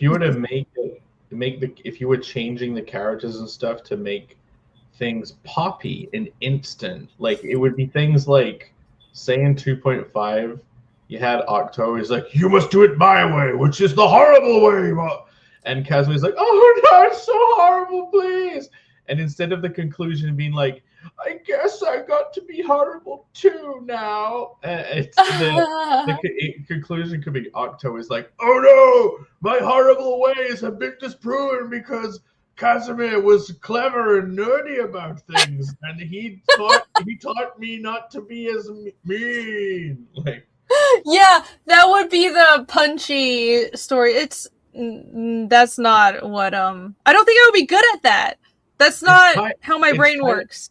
Yeah, in a way, that's kind of what happens, but it happens in like the real slow burn, good quality way, not the here's an instant 3-page sequence where you hit all the notes way. Both approaches have value, and both are quality, right? It's just I do think a lot about how the approach of punchy, easily communicated characters and concepts that sells better in our current attention economy. In the modern world where people want instantaneous rewards, most people would gravitate to something like Carnal. I think Carnal is super marketable because it's punchy, you get what it is right away. And what I'm doing is like the fucking opposite. And I agonize over this realization that that's just not what I'm good at doing. But I think I've made peace with it because there are people who like reading things that are in the weeds. Like, look at things like Dune and Song of Ice and Fire. There are people that love theorizing and reading between the lines. So that might not be most people in the general public. It's a niche audience, but it's a very dedicated niche audience. So it's better to make peace with what you're good at and commit to it than try to pretend to be something you're not as a creator, right? Yes. What TC said. Yes, it is TC. You are correct. It is. It's so marketable. It really is. I just want it to sell itself so I don't have to fucking bother. TC says Jake writing a finished character. I would like genuinely. Okay. Oh, that would be fucking guys. insane. If people watch the last episode of this show, when Irene brought up her drawing of Conan the Barbarian, but he just looks like young dickhead Conan who doesn't look like Conan, right? And then I made up instantly a character based on that. There's now gonna be a Connell story that features him, and he has a name and everything. I don't know if I'm gonna save it. No. There's a whole side quest that's gonna be that character that Connell meets and tries to be friends with him. But as I've kept on thinking about that character, He's basically become a parody of Casimir. And he has a little Eagle character and a Ragnar.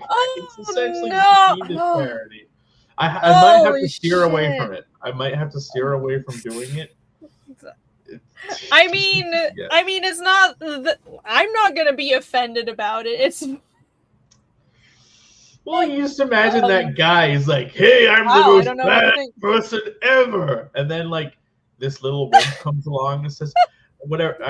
Hello, what are you doing? He's like, "Oh God, it's mini skull or whatever it is. It's little." Except like, yeah, that's also not. I know what you mean, but it's not really Casimir. But I know you're doing like another version of it. Yeah, Casimir is more. I'm so angsty. Oh my God, I'm angsty. That would be more what he is. But TC is like very into it. I don't know if I'll go down the Fiendish parody line, but the thing is, I would love to do a Fiendish parody at some point anyway. Like, don't worry, it would happen at some point. It's just I think I could probably do a Fiendish parody and this.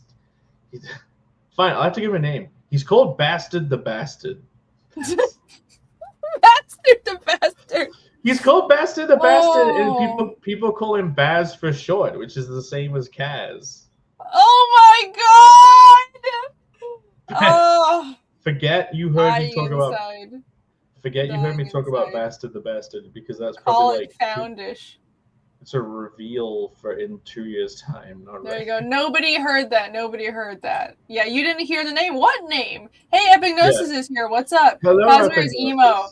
Okay, well, if you've anyone who's read Fiendish, despite the bright colors and my attempts to be like, wow, vivid fantasy colors and stuff, like you can tell that there was a heavy emo influence, and I don't think anyone is surprised at the emo past once you've read Fiendish. Yes, it definitely that is definitely the character. Listen, I'm gonna embrace my true form. Okay, I know what I gravitate towards. Anyway, what is fake Ragnar called? Is there a name for that character? Genuinely, I just thought of him having a little sidekick like Eagle, and like he's a complete bastard, evil motherfucker, but then he has to look after this like little kid cousin. And he, I don't know, shag. Oh, this is gonna be horrible. This is gonna be horrible. Oh my God. Shagna. Guys, please bag my book. Holy shit, this is horrible. Assuage my suffering. Save me. Back my book. Speaking of hags, I did think of a joke, which instead of it's a parody of Bag of Holding, but it's called a Hag of Scolding. It's like that's it. That's the joke. Nobody knows. Nobody in chat except Alex knows what a Bag of Holding is. Someone whips out a Hag of Scolding to solve the situation, and it's just an old woman that stands there and berates the person that you use it on. You just throw out a magic card, and it's like, you. Actually, right. So genuinely, those cards do exist in Connell's world. There's a cool entrance that involves those cards. There's a badass character that shows up that actually does use cards like that. Oh, I'm taking psychic damage from this. That's every time I stream, man. Every time. Nerds will know. Yeah, I mean, there is I forgot what it's called, but there is a deck in Pathfinder. It's a magic item, and it's a deck of cards, and it's like, I don't know why anyone would use this, because the risk is huge. Either you get a card where it's like called a deck of anything or whatever, I think, and either it's like you get 50,000 gold, or it's like you instantly die in a horrible magic incident. But it just depends, and it's a deck of cards where anything can happen. I think there's a magic item like that. Pathfinder is a weird game. You could have packs of those cards in the world that you open them to get the random cards, And like, you could have a character that's like forcing other people to open the packs for him, so they get all the shit ones and he gets all the good ones. Oh, yeah, the deck of many things. Alex knows. I knew he would have the answer. The card of my mom. Yeah. Yeah, I choose your mom. And he just plays the your mom card and your mom appears. And then I use the fatal attraction card. I think it's just like, oh my god, you're like so cool and buff. And he's like, no, mother. And guess what? It's your actual mother that was teleported here. No.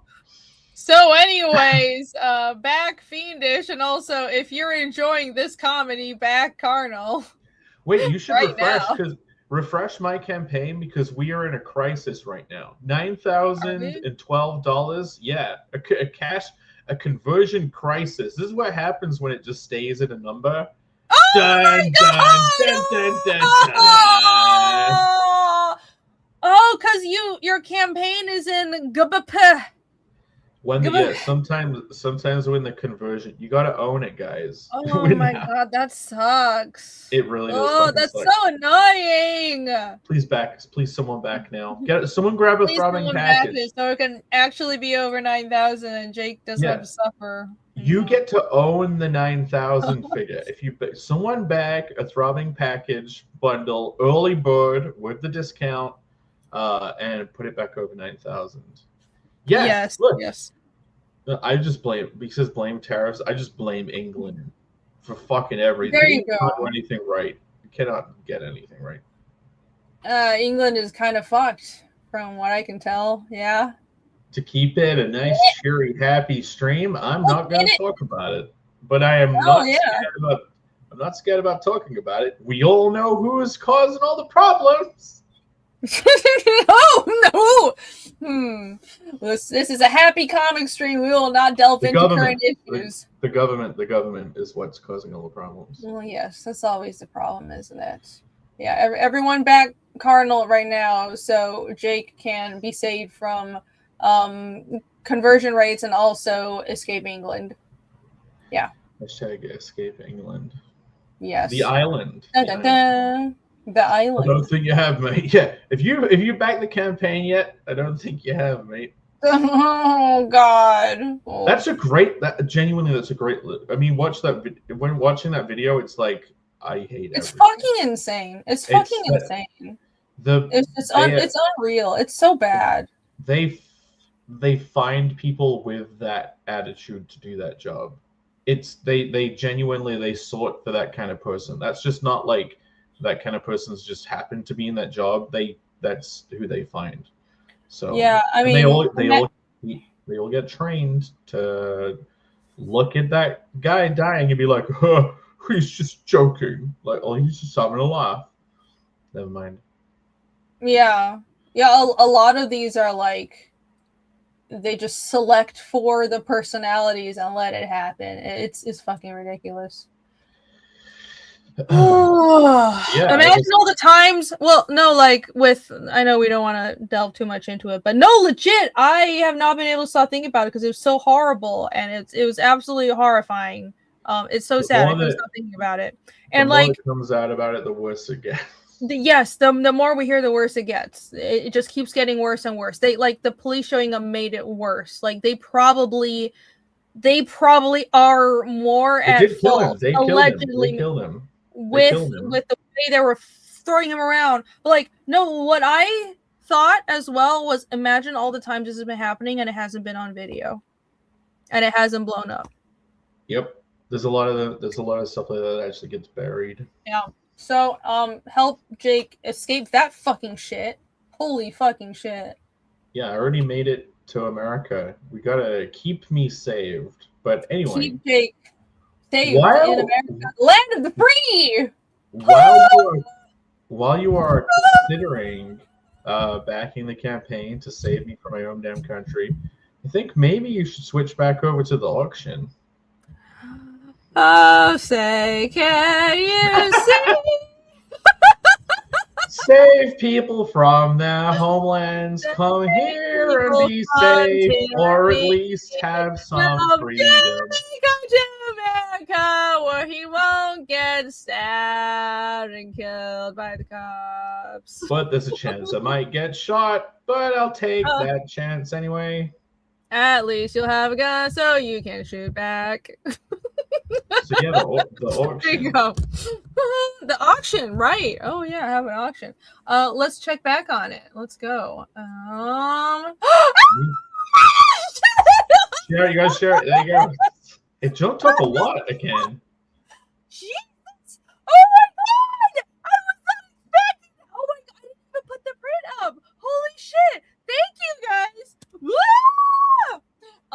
Usually these auctions, most of the bidding is like on the first day, but I was not expecting that. Thank you guys so much. Woo! Right. So this calm down, Irene. This is my current eBay auction. The piece of art that is being auctioned is my Panel Breakers Heroes Con Stamp Rally print from last year. We're doing one this year, but this is the art from last year. So I'm going to be auctioning it through Heroes Con. The auction will be up through all next week, so people can keep bidding through Heroes Con. But yeah, this is all of the characters, the hot girl characters, a select beautiful lady from each of our books. There's Truffle from Cardinal by Jake. There's Salome from Hotel Story by Pear. There's Jazz from Lost Pages by Phil. And then there's, of course, Ragna from Fiendish. So the original art, I have it right over here. Alex is telling me to stop bidding. I did not get it to 400. I'll tell you that. I have not looked at who bid, but whoever It did, needs to be thank you more. very much. It needs to be way more. It needs to be 800, honestly, in my opinion. Yeah, My opinion. I will not object. There is a story to this as well. You see, so I was in Taiwan before Heroes Con last year. It was me, my dumbass, traveling all the time and just thinking I was totally will get it away on my work schedule. Anyways, so I was in Taiwan and it was like 2 weeks before Heroes Con. I was like, just like this year, I realized I had a print to do and I still hadn't gotten it done. So I was like setting up this janky drawing table. It wasn't even a drawing table, just a slab of wood, like in this. It was on top of my grandma's sewing machine table, and that's where I drew this piece because I was like, I don't have a drawing setup, but I really need to get this done. So this was drawn on like a slab of wood that was propped up against my grandma's sewing machine in Taiwan, and that's how I got this piece done. So there you go. There's a little story to this as well, but this is the original art. It's an 11 by 17 piece of Bristol board. And if you win this auction, you will also get, I don't know why there's like a green weird glow, whatever. Ignore that. You will also get this print, and this is one of the free prints that you could get if you complete number 42. Rally. But this is, we had a bunch left over, and I guess they're just going to sit around forever at this point. But this is number 42 of 50. You can see they're numbered. Only 50 were ever printed, and they're already all numbered. So you will get 42, the numbered 42 print with this piece. So if you bid on this auction and win, you get both of these right now. So double joy. Da-na-na-na-na-na. And this is probably the only time these characters will ever be on a thing together as well. So it's a super special thing that only happens at least all of them at the same time. Yeah, all at the same time. Because like there's Hotel Story is over, so at least Salome won't be there. And like I tried to vary the characters, so this year I use Yomi for the print instead of Ragna. So I want to try to avoid drawing the same exact characters in every year. So yeah, this will be probably the only time you'll ever get these characters on a print together. So Ding ding ding. Get it Kimberly now. Landing says, "Did you do the colors?" It was moi. It was me. Who It did was those. Jake. It was Jake. I did the inks and Jake did the colors. And this here is the same. We are repeating. We're bringing back the process. So TC same as says, as the first Panel Breakers collab art and the first stamp rally, this is super valuable piece. It's key. It genuinely is a key historic piece. Like it is. This has to go to a audience member. I can't get this. Like, it would be really shitty for me to, like, it would though. But Truffle is right there next to Ragnar. I want it. Like, I really want it, but it would be too shitty. Like, I can't get it.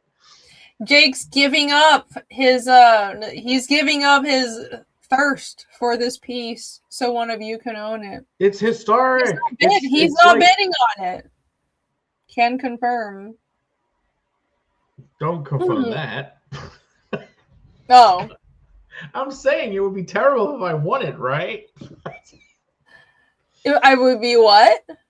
It would be terrible if I won it. Oh, I mean, yeah, it would kind of be like, oh, this is a piece for our group, and someone in the group ended up buying it. Yeah, so.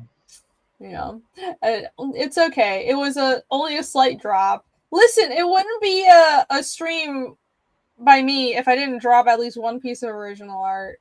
It's just what I do. I'm so freaking rough with my drawings. It's terrible. Oh my god, I need it. At least she's not drunk and handling it. No, I mean, I could start. Would that help the bids go up? I'll start thinking if let's get this to 500, everybody, and I'll start drinking if this goes up. Let's go. It would be terrible if Jake snipes it. It would be so bad if it came out of the wood. So you're saying it's a 10-day auction. So what day does it end? I have no idea. Friday, it ends on 7, 8, and 10. Friday, Saturday, Sunday. No, Monday, here is 6:15 on the 15th. So I guess it ends. When is that? The 15th. Monday. I was just saying Monday. It ends Monday night, right? Cool. It'll end Monday night. I guess I'll be doing a stream Monday night as well then. So there you go. Yay! 10 more days. 500 for drinks. That's right. Yeah, I thought of just doing a 7-day auction. I usually do 7 days, but I want it to be available through Heroes Con. So through to the end of the convention, people can bid because it's a Heroes Con piece, right? So, yeah, that's why I set it to 10 days. Someone had a Tuesday for us on the other side of the world. Well, Tuesday. Tuesday. It'll be Tuesday. Monday night. Oh, we'll see if I do a stream. I don't know if I would have just gotten home from Hero, so I might be a little tired, but I'll do my best. I'll do my best to stream to close this out. Someone had a comment. I want to pull this up. Let's see. Damn it, I can't find it. Anyways, someone mentioned a booklet for Heroes, and I wanted to show that. So speaking of Heroes, you guys want to see the stuff that I have printed? We'll circle back around. It went up again 14. Yay! Thank you guys! Yes! Let's get it to 500, and I'll start drinking. And this stream will definitely just end up in the gutter. It'll be fantastic. Right, in the meantime, I have stuff that is being printed for Heroes that has been showing up. So if you guys want to see it, you guys want to see some of the goodies? It's exciting. It's exciting. What? Oh, right. I guess I will start with the the prints that I already showed off on Panel Breakers. So I made these prints for Heroes Con, and if you guys have been following Incurvate, then why did I do this? It's just full screen. If you guys have been following Incurvate, then you would have seen these Digimon pieces that I did for the book. Here's a female Devimon, and here is a Angelomon piece. And for Heroes Con, I made a bunch of prints of these two, so it's a set. I think I'll try to sell them together. You'll get a discount if you get these together at the show. So I'll be bringing these to the convention, and these just arrived. They look great. I'm very excited to have these, and of course, these are in the art book as well. These are in Incurvate. And also, oh yeah, this isn't for Heroes, but I need to cover it. These are here. It's the Yaki prints. They were supposed to go to RJ. They were supposed to go to me, but I got the shipping addresses mixed up. But it's okay. I'll just ship these to RJ after the show. But these are the perk exclusive, the Titolith exclusive prints. So it is done. You can see here's a stack of them, and I'll send these out to RJ after here so he can fulfill the campaign. Whoopsie daisy, oopsie. Complete with nipples. Complete with nipples, yes. There are in fact nipples, but YouTube will murder me if I showed those on stream. My hand is in the way. I know. Whoops. I ruined it all. Angel Woman and Lady Devimon. Yes. So I'll have those at the show. And all right, this is the exciting part. Check this out. This is the preview book, the Heroes preview book for Fiendish 3. Oh my god, it looks so glossy on camera. It's very shiny. It's very shiny. It's so shiny. Look. Okay, so this is it says Heroes Con preview. So it's a chapter 3 main cover, but there's a Heroes Con preview banner on it, and it's so dang shiny. And I think floppies floppies feel better with like gloss covers, which is why I picked gloss. But like this is crazy shiny, but I think it looks cool. All Fiendish books, the Fiendish books, I always use matte or soft touch matte, but so this would be but this is not part of the main series, so I thought I'd try something else. So here you go. This will be like the one shiny Fiendish thing that I ever print. But yeah. So this is someone mentioned I should have like a booklet to give away.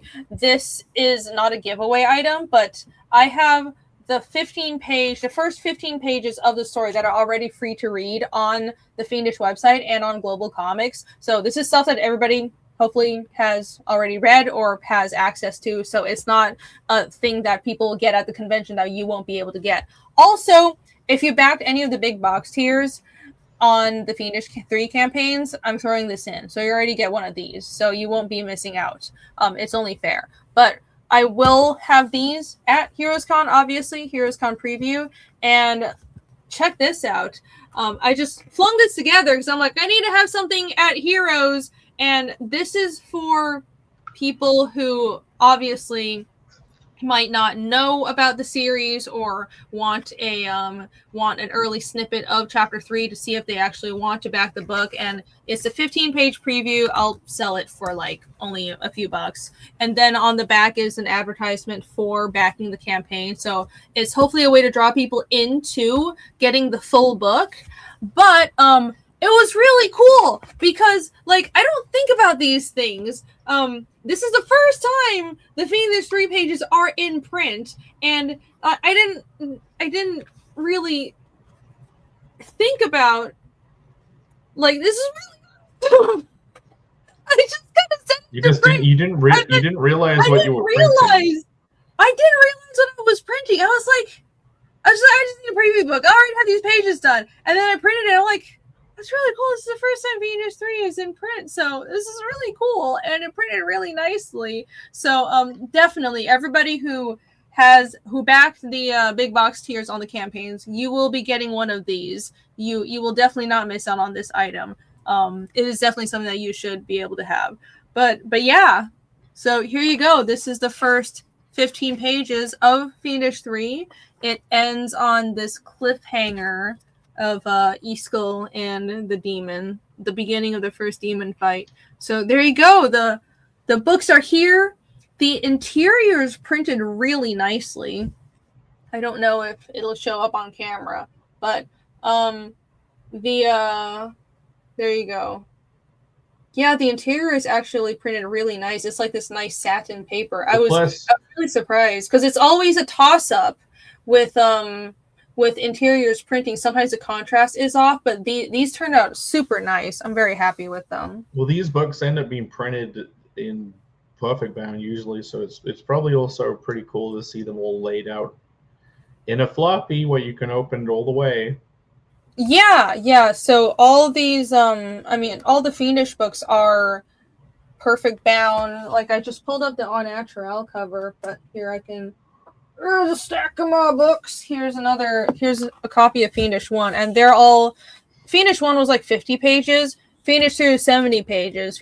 The full Fiendish 3 will be even thicker than this. It'll be like Fiendish 2. It's a 70-page story. So you're essentially getting a trade paperback.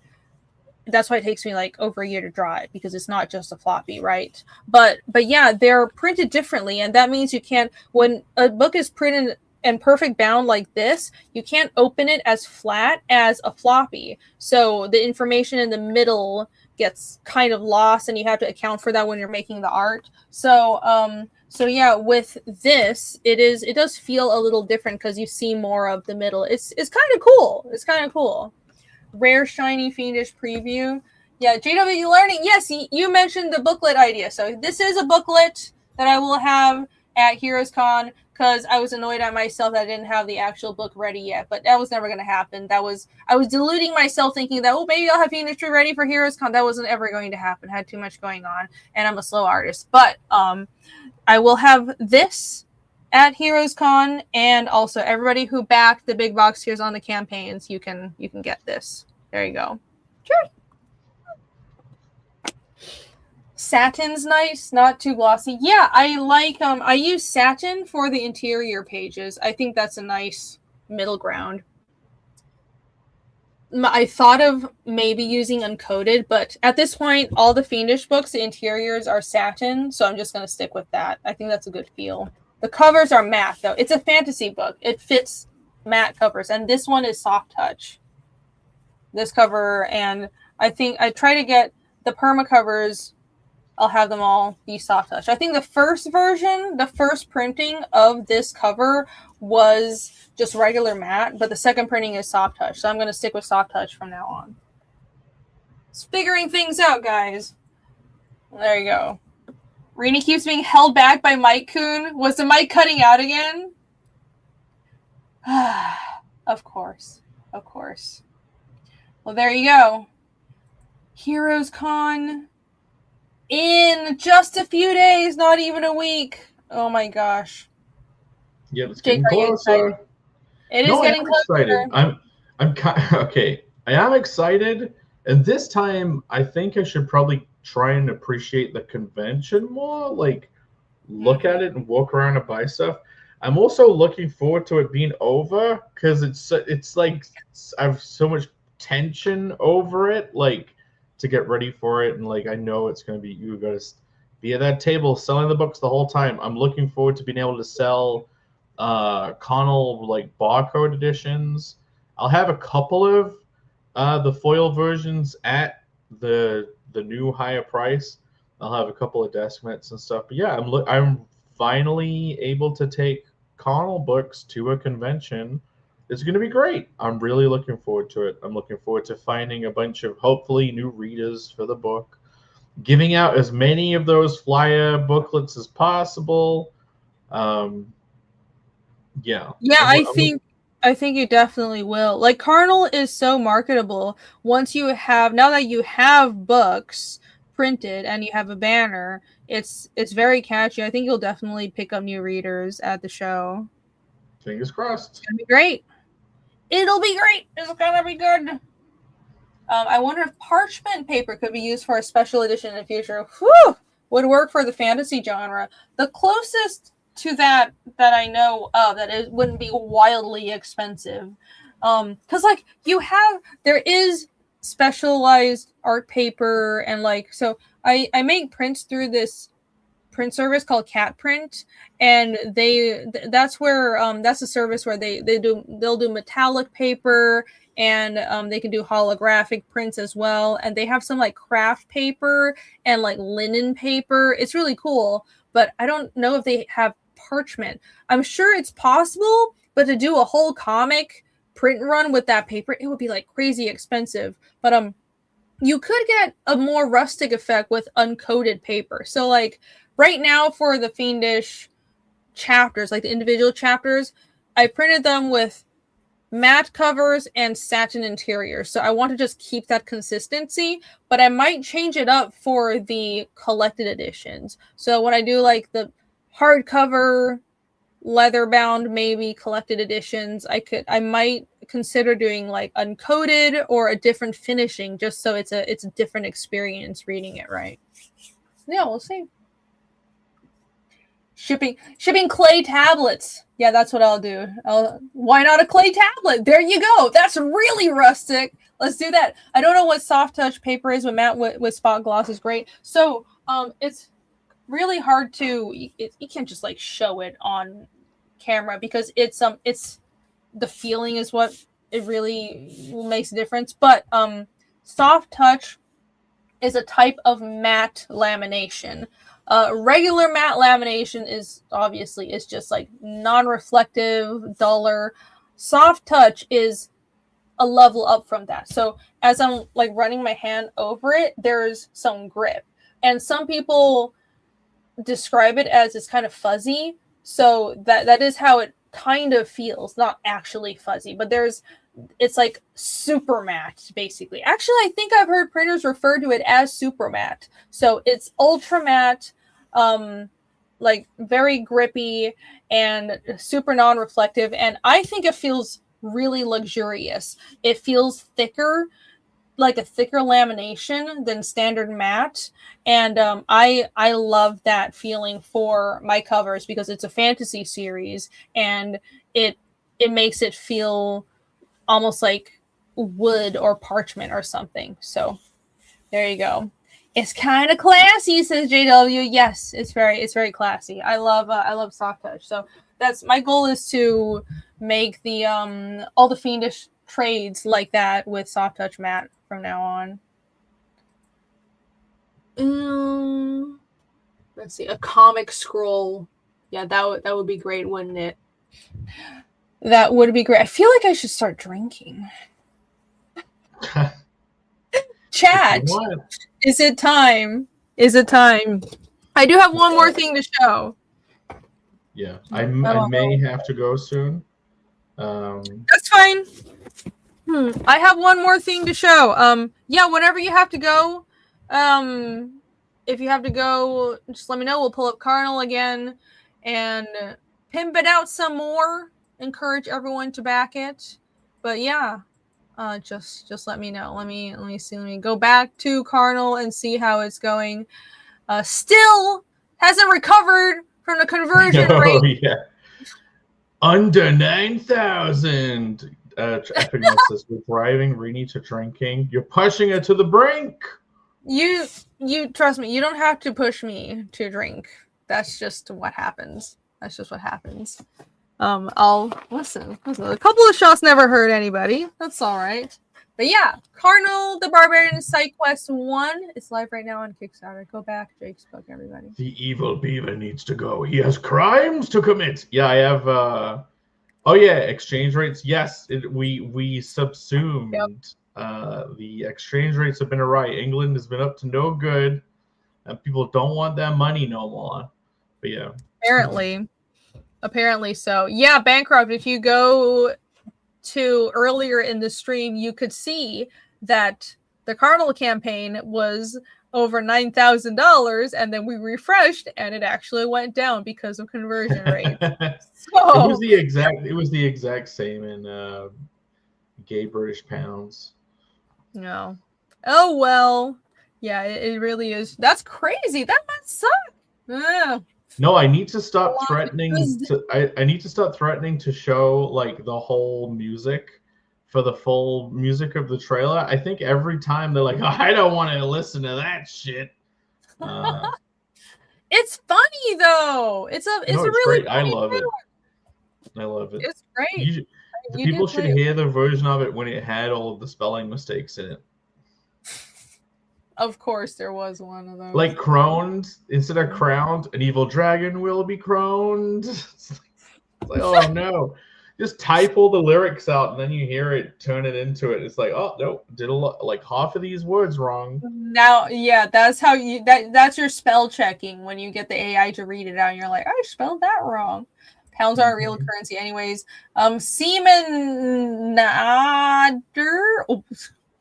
I don't know if I should have read that.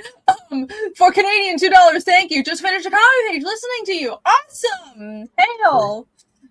Thanks for being here, and cool to hear that you're drawing a comic while listening. So very awesome, very awesome.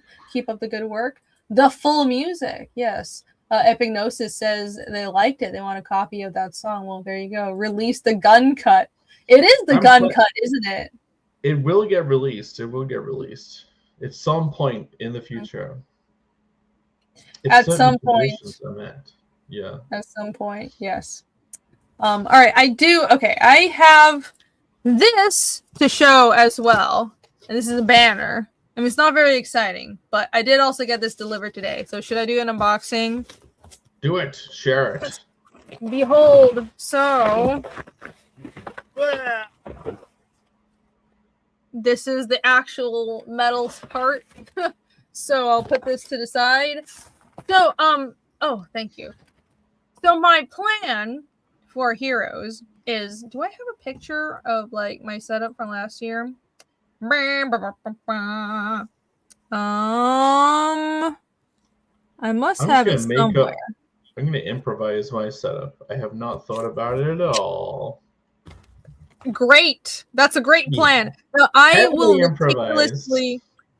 meticulously plan my setups. I will do little sketches of it like a freaking nerd. It's hilarious and dumb, but yeah, that's what I do with my setups. Hold on, let me find. It's just freaking, oh my freaking god. Where is that picture? I do have it somewhere from last year. All right, here you go. Videos, music. Anyways, so at Heroes last year, I finally figured out this great setup where I would have this giant banner, and it was like this huge 7-foot banner, and it was like with the tablecloth, and I got to spread out more with the 2 tables or 1.5 tables, and it was great. It was great. So this year I am doing the same thing. Finally found a freaking picture from last time. Here we go. I'll screen share this one. I'm professional at this. Here we go. Bam. So, I'm going to do that, have that banner, but then have 2 banners on either side. And so, Jesus, let's hit the mic. Why don't we? This is an X banner, one of the banners that'll go on both sides. And what they are is, one side will be the Ragna black and white cover from chapter 2, and this new one is the Demon black and white cover from chapter 3. So I'll have this 3 banner set up like a whole fancy person. But you know, the thing is, with I figured since I can drive to Heroes Con and I don't have to worry about like luggage weight, which I hate dealing with. It was absolutely hell to travel to conventions and have to like bring everything on a plane and worry about luggage weights. So since I can drive and bring whatever the hell I want, I might as well bring 3 freaking banners and a table banner. So I'm going to have 4 banners at this convention. People better buy my stuff because I brought so many banners. I'm going to be taking up so much attention. And the point is to be as attention grabbing as possible. What is this? That's the receipt. Go away. So this is the... Hold on. Whoa, it's really big. Oh, here you go. It looks good. My banner exists. This is what. This is.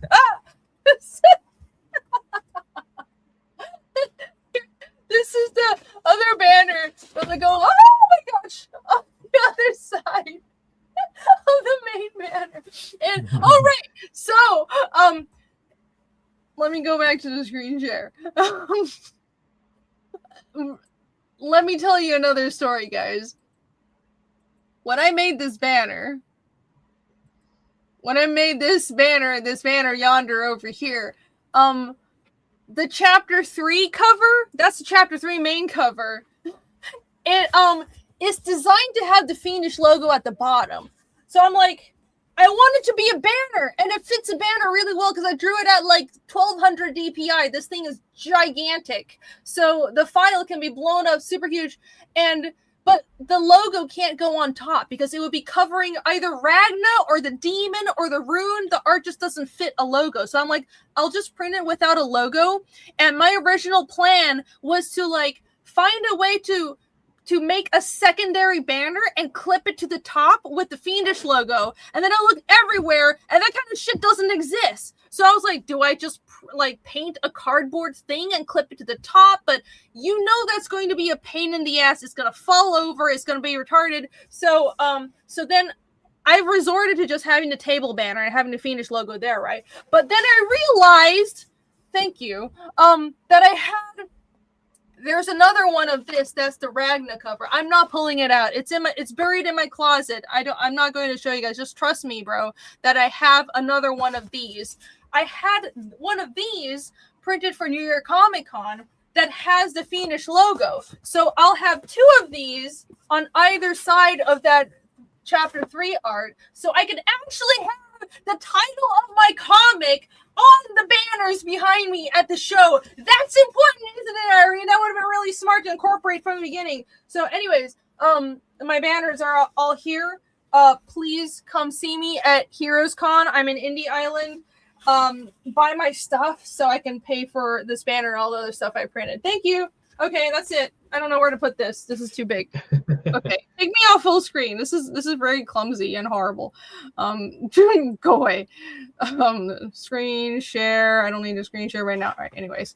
Moondrop C, really finally figured out titles. Listen, this is what I mean with like, I don't think very well in like marketing brain, right? I'm figuring this out.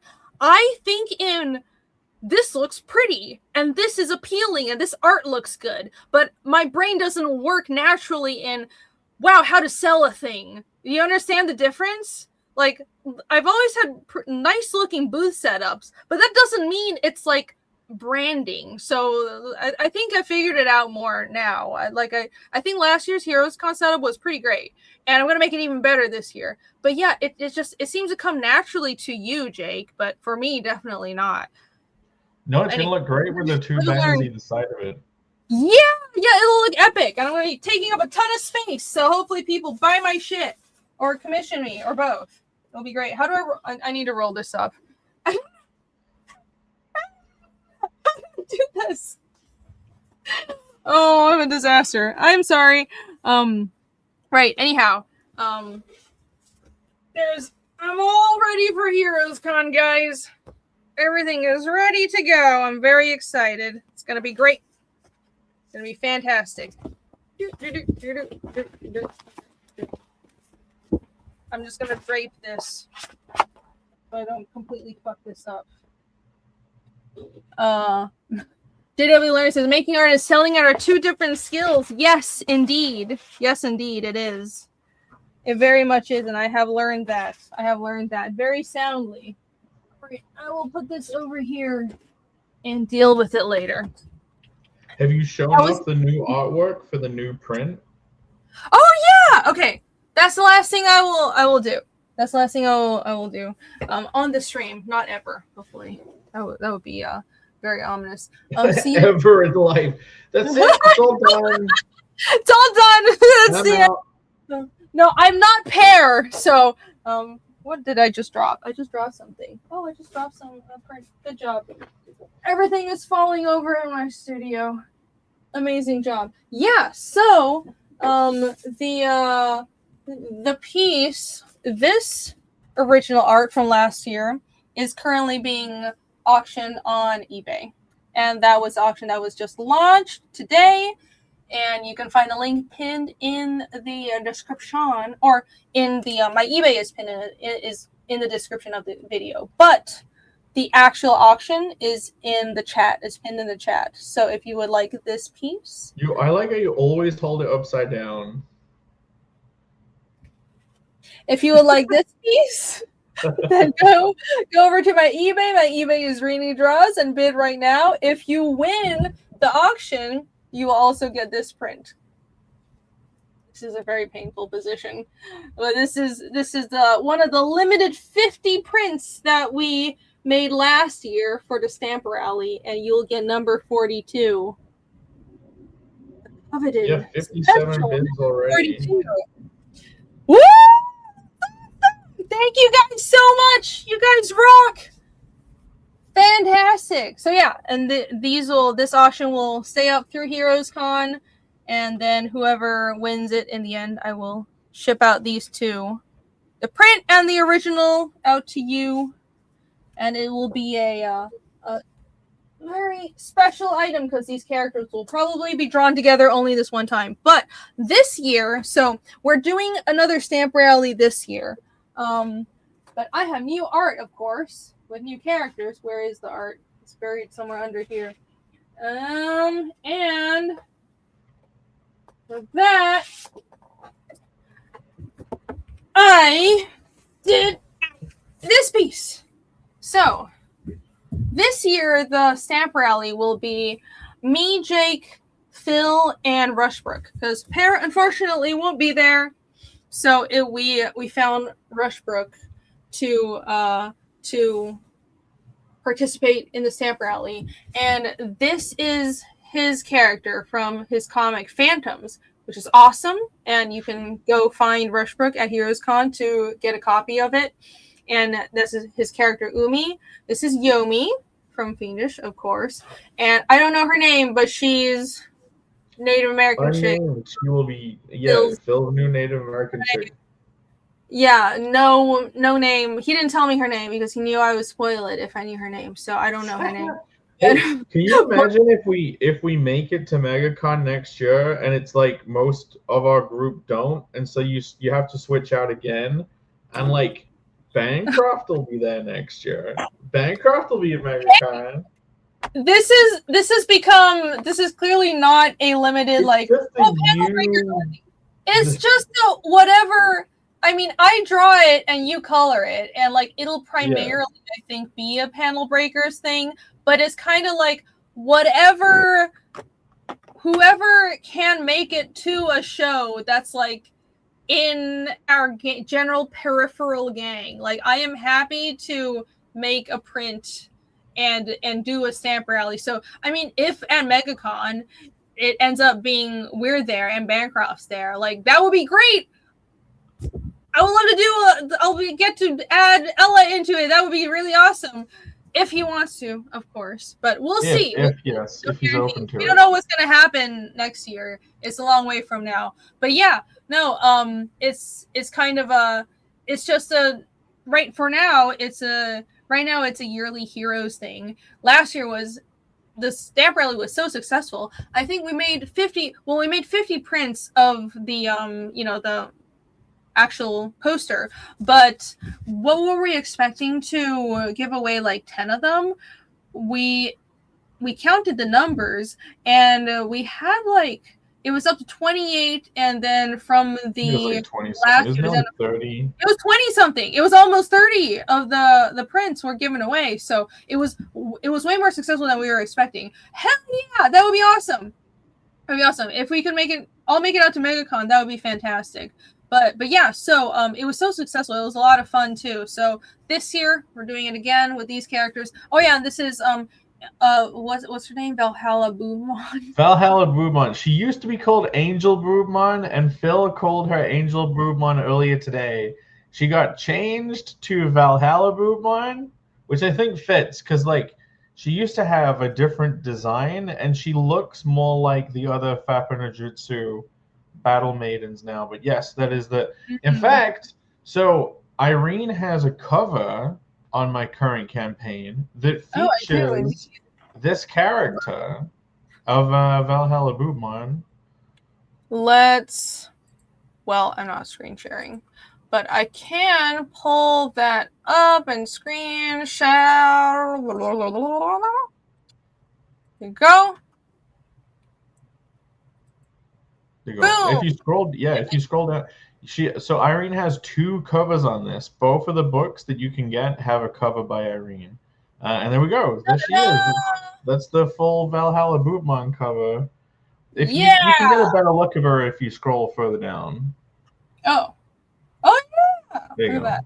Well, I can pull up the art as well. I think I have the art open as reference.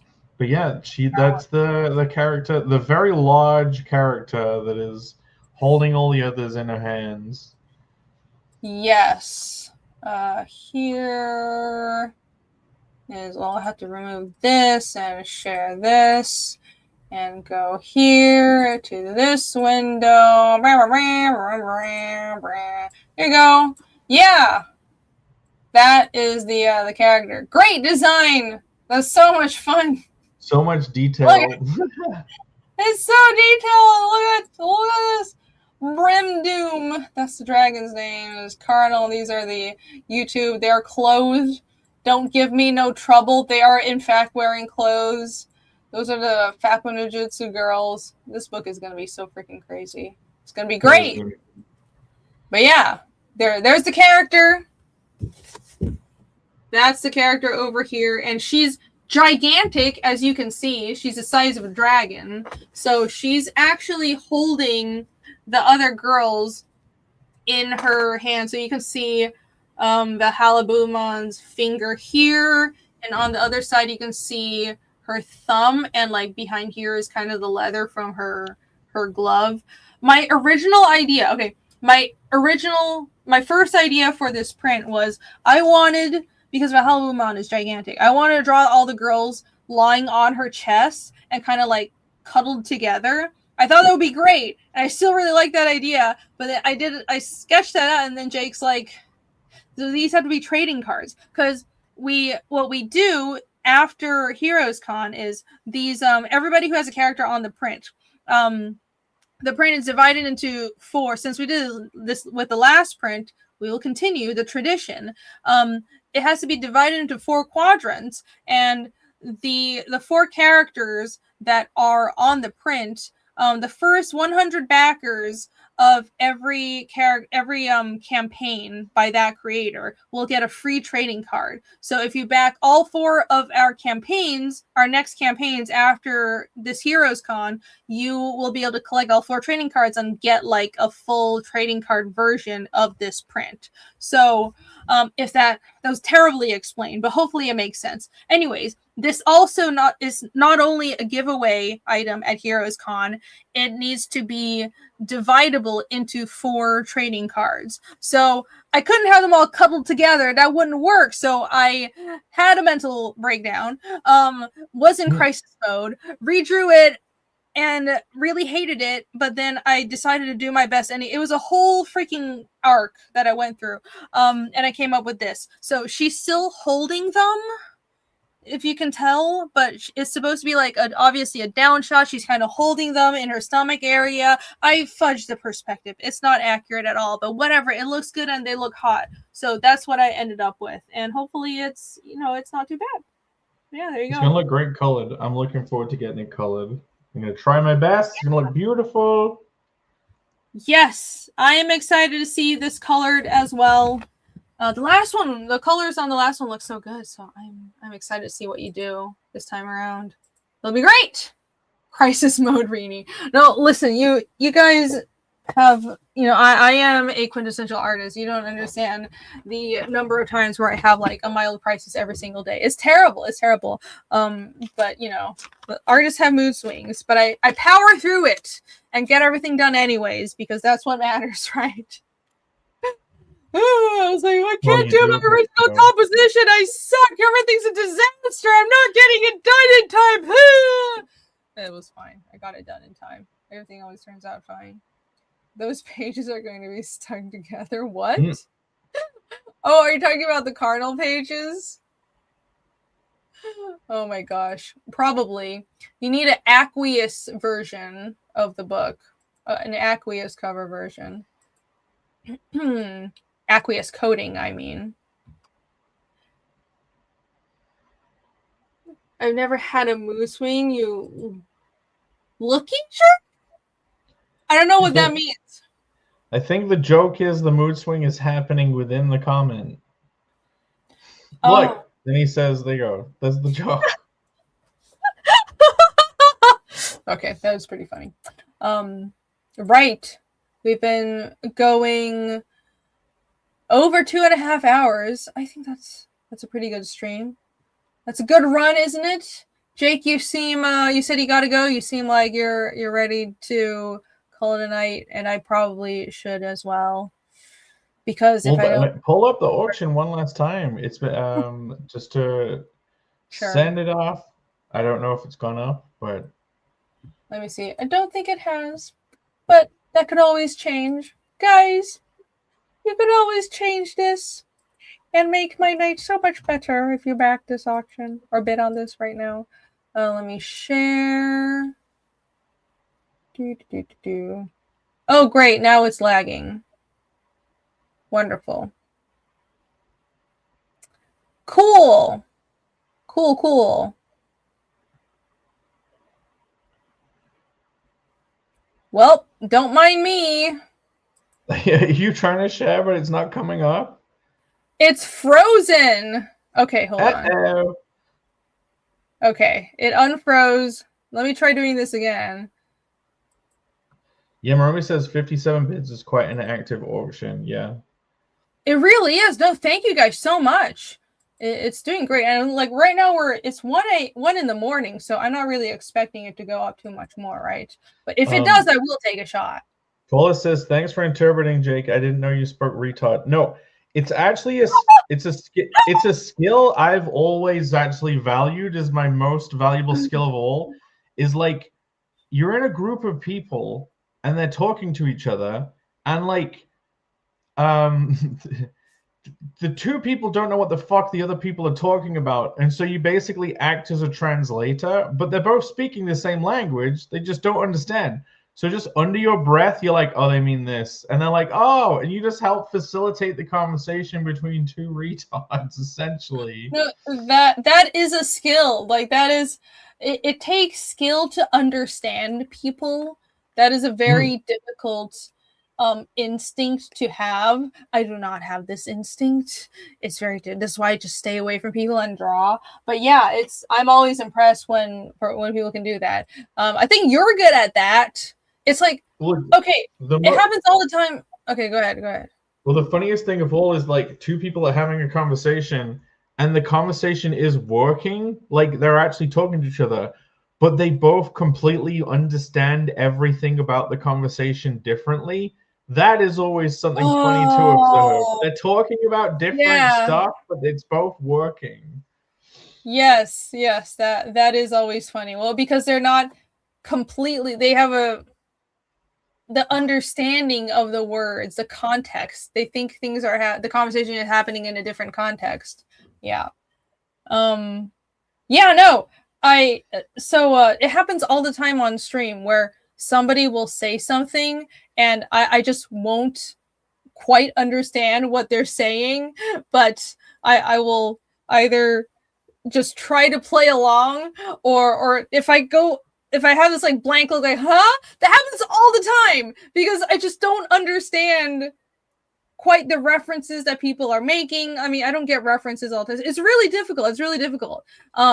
It's a side effect from being raised underneath a rock. But yeah, that I'm impressed when people are good at reading intentions in conversations and just seeing things from someone else's point of view. That's really hard. Yeah, it kind of infuriates me when people can't do it. Well, I'm glad I infuriate you. I'm sure to continue driving you crazy.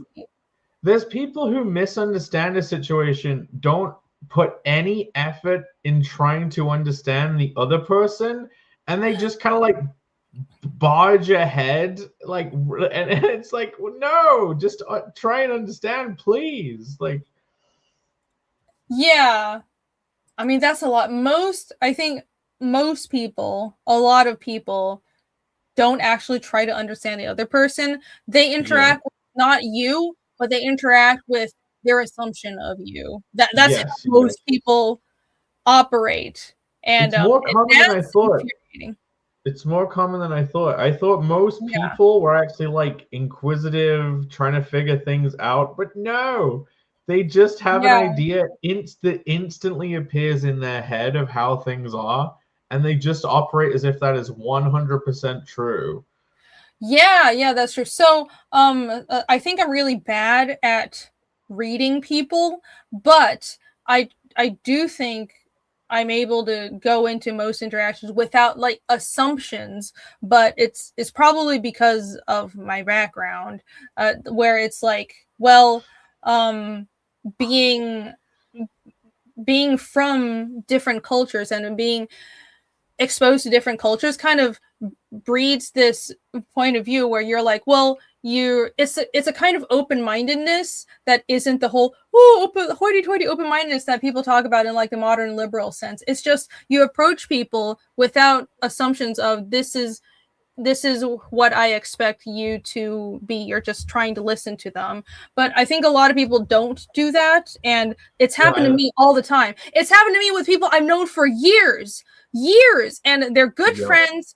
We get along, but then something will change in my life, and they will be like, "Oh, that doesn't make sense. Why did you make this choice?" And I'm like, I thought you knew me. This is absolutely the choice I would make. But they never actually tried to know you. They've been interacting with their assumption of you all along.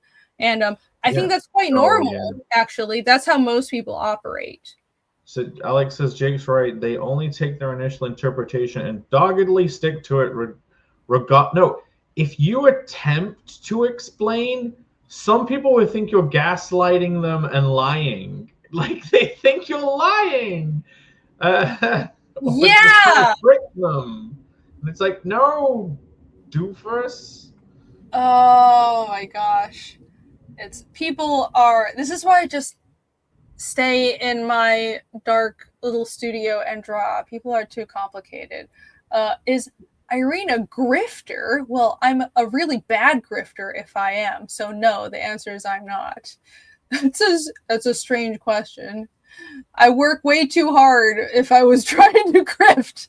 Look at all this hard work I'm putting in to not actually deliver anything. And look at all this product I'm delivering. Anyways, whatever. That's funny. Right. What were we talking about? Community. Let's see. I seem too Canadian to be American. No, I'm American. I was just raised on an island under a rock. Yeah, that's why I'm so weird. Like you're trying to backpedal. Oh, I swear. Yeah, everyone has assumptions and it's exhausting to readjust it. So like, there's you just reach a certain point where you know someone just can't get it, and you're like, well, I just have to accept this.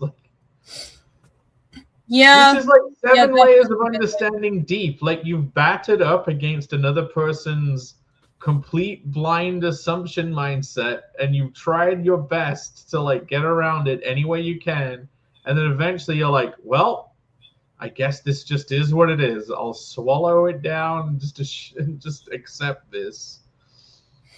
Yeah, that's one of those points where it's like, oh, it's kind of sad that I'm just giving up explaining things to a person. Yeah, you just die a little bit inside. No, I've been there. I've been there too. Maybe it's a shortcoming on my part, but I've definitely maybe we're the retards. Maybe we're the. I am always open to that possibility. Okay, I am very open to the possibility that I'm the idiot here. So that is definitely possible. I do have to go. I'm very grateful for you letting me on. I'm grateful for the chat, for hanging out. It has been a very fun stream. Thank you for everyone who considered back in Connell. Hopefully at some point you will do. And yeah, back this auction, back Fiendish 3 on Kickstarter. Yeah, grab Irene's covers on my campaign if you would like. They are amazing. They are beautiful. But yeah, get in on the auction too. And get excited for Heroes. Like it will be cool to meet as many people as possible at Heroes. It's going to be fun. I'm very much looking forward to it. So yeah. Heck yeah! It's going to be great. Thanks for coming on. It's always a pleasure to have you on the show. And everybody go back Carnal Side Quest Bad Dragon right now on Kickstarter. And yeah, get Irene's cover while you can, while you get the special luxury edition of the cover. But yeah, thank you very much. I'll see you later. Bye. Bye. All right, go check out Carnal and get my cover because it's awesome and you should get my cover. Aha, aha. Also, Fiendish is still on Kickstarter, so go check this out. Let me see. Oh, I can take my headphones out because I'm not listening to anyone now. I will wrap this up soon. I don't think I have anything else to show. Okay, I was trying to just go through all the stuff that I have for Heroes Con to show, but I showed the Fiendish preview book. I've shown the new print. I have so much stuff. The Incurvate stuff. I was hoping the Incurvate books would be here, but they are not. The hardcover was supposed to be here by today, but like I said, I knew that printer always ships things late, so I knew it was going to be a couple days after they said it was going to be here, so it'll probably be here on Monday. Anyways, fingers crossed. I do have my preview books ready for Heroes, though, so everything except Incurvate is in hand, and I'm very excited. It's going to be good. Right. Shall we wrap this up? Let me see what chat is saying, and then we'll get it all wrapped up so I can probably not go to sleep, but at least get back to drawing. Well, you've got a few days. I know. Dude, every convention is so down to the wire. Like, and the thing is, I got things printed with a pretty comfortable margin this time, but it's always with a flyer you can have really fast turnaround, right? Like the Fiendish 3 flyers, I sent those to print 3 days ago. I think they're already on the way to the hotel because I got them just sent to Charlotte, and flyers are easy to do, right? But books take obviously with the soft covers, those are offset print, so it's a whole print run, and they have to bind the books, and it takes time, and then printers have print queues. So but the softcover printer, they're very communicative, and I know the softcover books have already been shipped out. They should be here by the 10th. So that I have a tracking number for that, and that one is a little less nerve-wracking. I know the 10th is right before the show, but at least I know it's on the way. With the hardcover, I don't know what the fuck's going on. I paid extra for expedited shipping, right? I hope they actually expedite it, right? Because I was supposed to have it by today, but I don't have it yet. So we'll see. La la la la la. Stress maxing. Yeah. No, that is the new descriptor for my life. I'm gonna put it in all my profiles. Listen. Sometimes what's the saying? Diamonds, pressure, whatever. It's true. Listen, I was so fucking stressed when I was drawing this piece. It was unreasonable. I had no reason to be stressed. I knew we had enough time. Phil's printing it. He can print it at the last minute. But I was in a mood. I was pissed off at myself. And I was really stressed when I was drawing this. But Alex said that so I was trying this new inking thing. I figured it would be a good piece where I can test out some looser inking. And Alex said it's one of the better pieces that I've done. And I was maximally stressed when I was doing this. This whole time I've been working on Fiendish 3 pages, and I've been la la. I'm just gonna take my time, make these pages as nice as possible. But I think I probably need to just put myself into crisis mode more often because I legit think I do better work in those instances. Art is suffering. Art is suffering. What can I say? Pressure makes diamonds. There you go. I'll give you guys a little close-up view of this one before we wrap up. Yeah, I don't know if you could really tell, but I know it's still relatively tight inking. But this, by the way, this was traditional everything. So traditional pencils as well. So I penciled this on the paper, and I probably should have done digital pencils, and that would have been easier to do the layout and less stressful. But anyways, I did it all traditionally. And I try to just loosen up a little with the inks. And what I realize is like the way that I draw is, and especially my pencils are already so exact. If I'm exact with my inks, let me do this. Let me compare these two pieces. So this is kind of my old inking style. And this is what I'm trying to go for. And so, like, I don't know if you can really tell the difference, but I think you can kind of see. This looks more precise and controlled, right? And this looks a little more organic. So, like, I'm trying to go for this. And what I'm trying to figure out is, like, I need a way to draw Fiendish faster. And without sacrificing quality. So, because I know I can draw fast. I've done that 24-hour comic challenge. I've done a 24-page comic in 24 hours.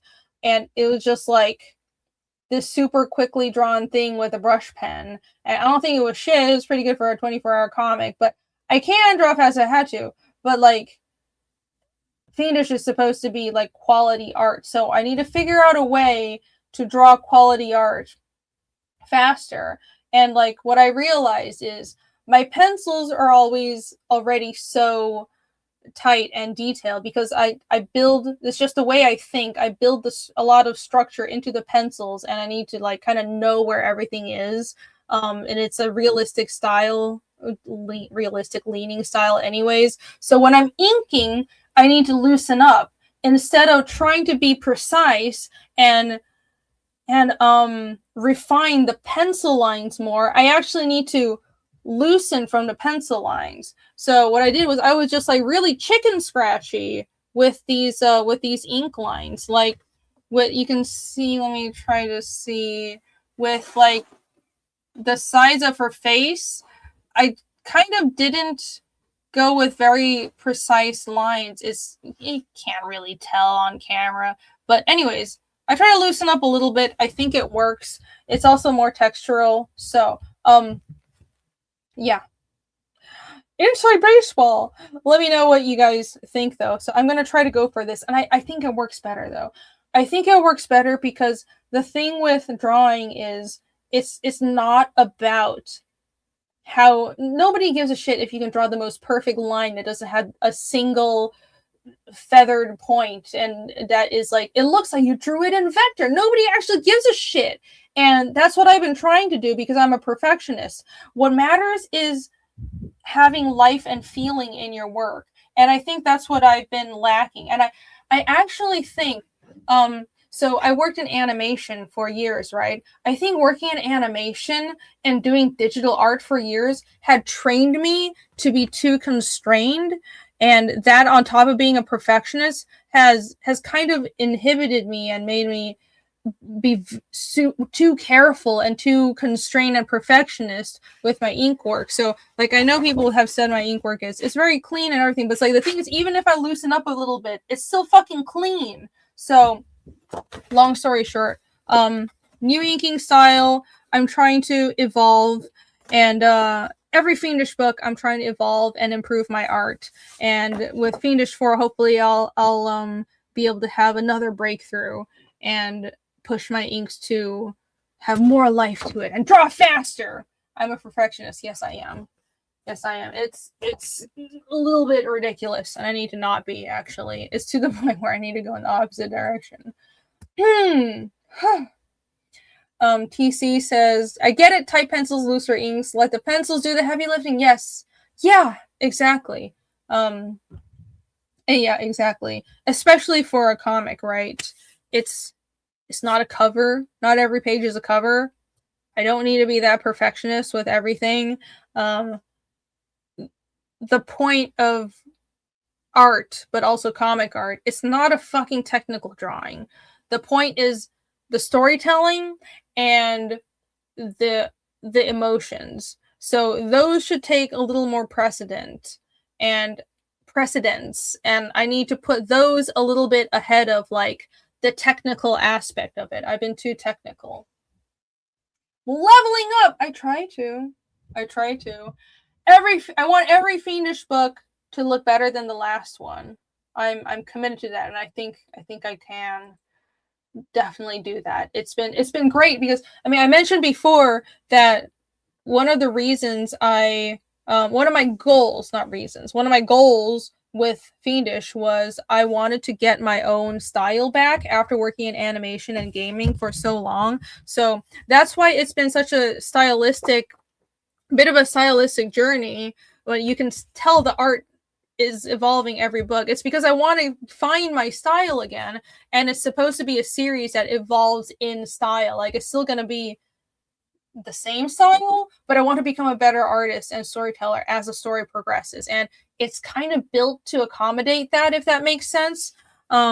Because I want it to feel like this is an evolution, like the series grows up as you read it. So yeah, Doom the manga way, spend less time on the hair. I do need to spend less time on hair. No, you're absolutely right. Like I spent so much time with I was looking back at the way I would draw hair, and I'm like, the face is already so detailed. And especially when I draw Yomi's hair, she has this like curly hair and it's dark, so I want to draw all the shines. I like drawing hair.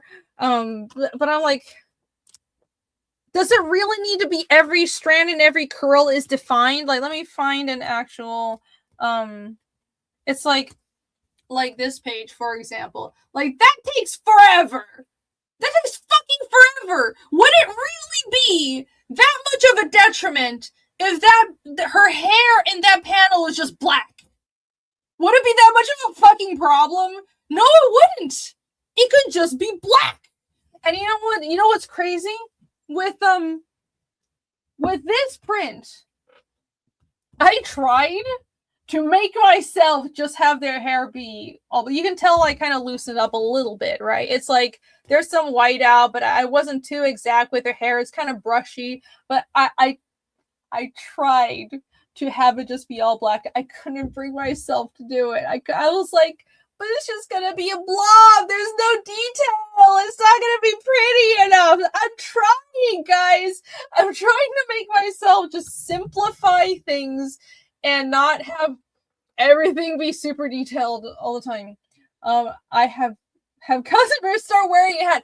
His hair is fun to draw. It takes no time. Yeah, it's blonde. It's just blonde spikes. It's easy. It's her hair takes so long to draw. And like, I can't bring myself to just black it out. I need to just like, even Boichi, you guys know Boichi, like when he draws dark hair, it's just black.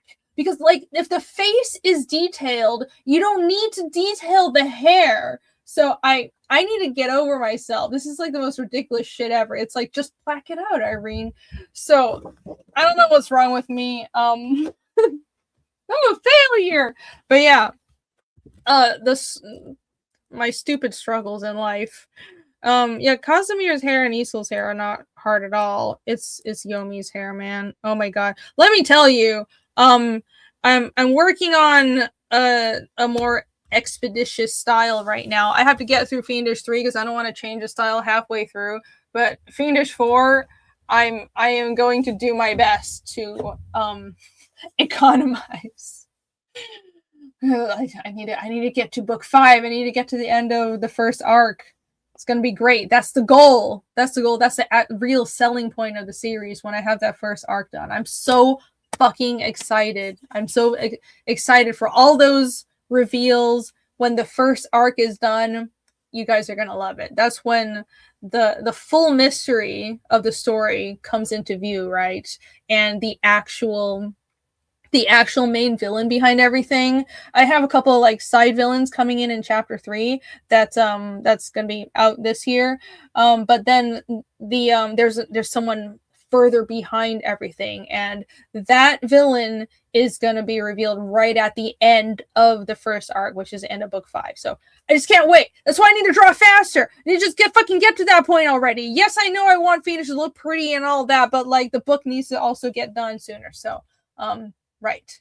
Bald with the rat tail. Yeah, I'll just draw everybody bald. Just shave them. Actually, that would be more difficult because, like, okay, here's another thing with, I know I'm just rambling at this point, but drawing pretty people and drawing bald heads is anything that's like has to be clean and exact is sometimes, usually, not sometimes, is often and usually harder than drawing something that's just fucked up. So a messy head of hair is way easier to draw than like a clean, sleek cut because you have to be exact with your lines. And a completely fucked up looking person is way easier to draw than somebody pretty, because somebody pretty, you have to put every line in an exact place. But with somebody fucked up, well, who cares if their nose is like half an inch off between panels? Like they're fucked up looking, right? They're supposed to just be kind of like completely fugly. So yeah, if I make people bald, that would actually be more difficult. So it's like you have to get the skull shape exact with every panel. Yeah, if I was smart, I would have just given everybody like wild person hair. I'm kind of considering doing that. That's what's gonna happen in the next book, everyone. I'll be like, they're in the wild, they're traveling through the woods, everybody's just rolling around in the mud, their hair is just blowing up, it's just gonna be like poof hair. Everybody has an afro and Fiendish now. There you go, the end. I'm gonna draw this book so fast. Rambling Irene is great. No, I need to stop. It's time for me to go to bed. Boichi is so good. His art is so good. Yeah, one of the best artists, I think, best artists working in comics right now. Sequential art too, right? Not just doing covers. A sequential artist that could draw every page on that level. It's awesome. With like actual detailed art as well. Genuine Comics is here. Hail! Thank you. And hello, Dave Rank. A healthy dose of self-loathing is needed for good art. I agree. It's okay. I have plenty of that, but also a lot of self-love.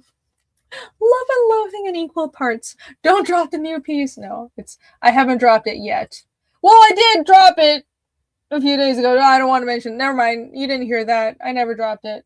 I'm so rough with my art. It's horrible. It's okay. Don't worry.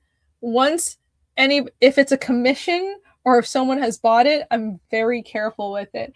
I'm only rough with my art when it's like I still own it because I don't care. I have this stupid attitude of like, if it gets ruined, I'll just draw it again. Like, it's probably healthy, but also probably not.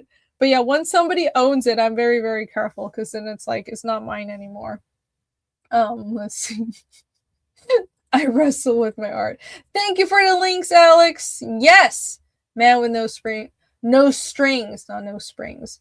Let me do one more round of promotions.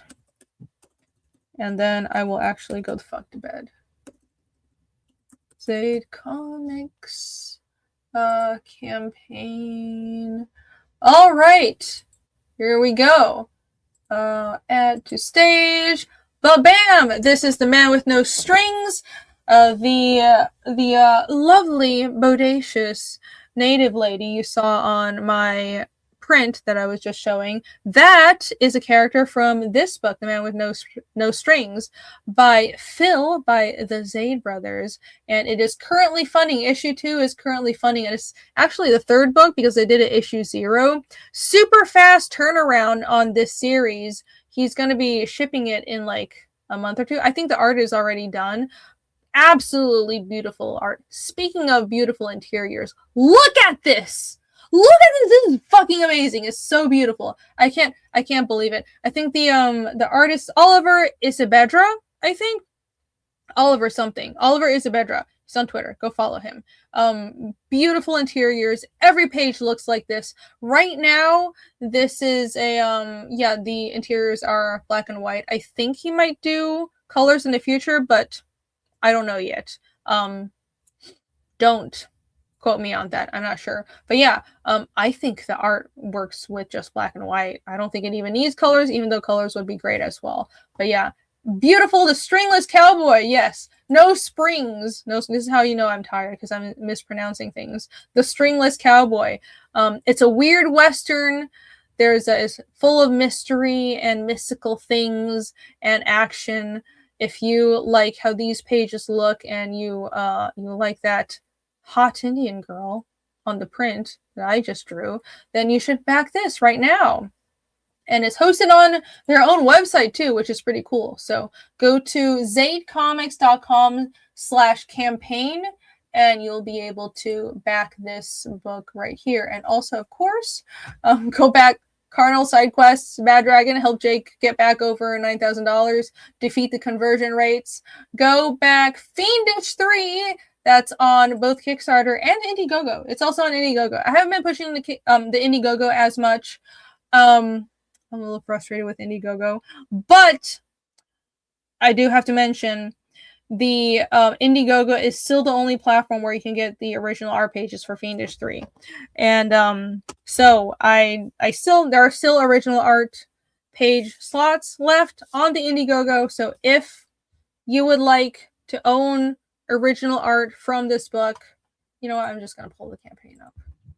I'll just pull the campaign up. Indiegogo has been frustrating me.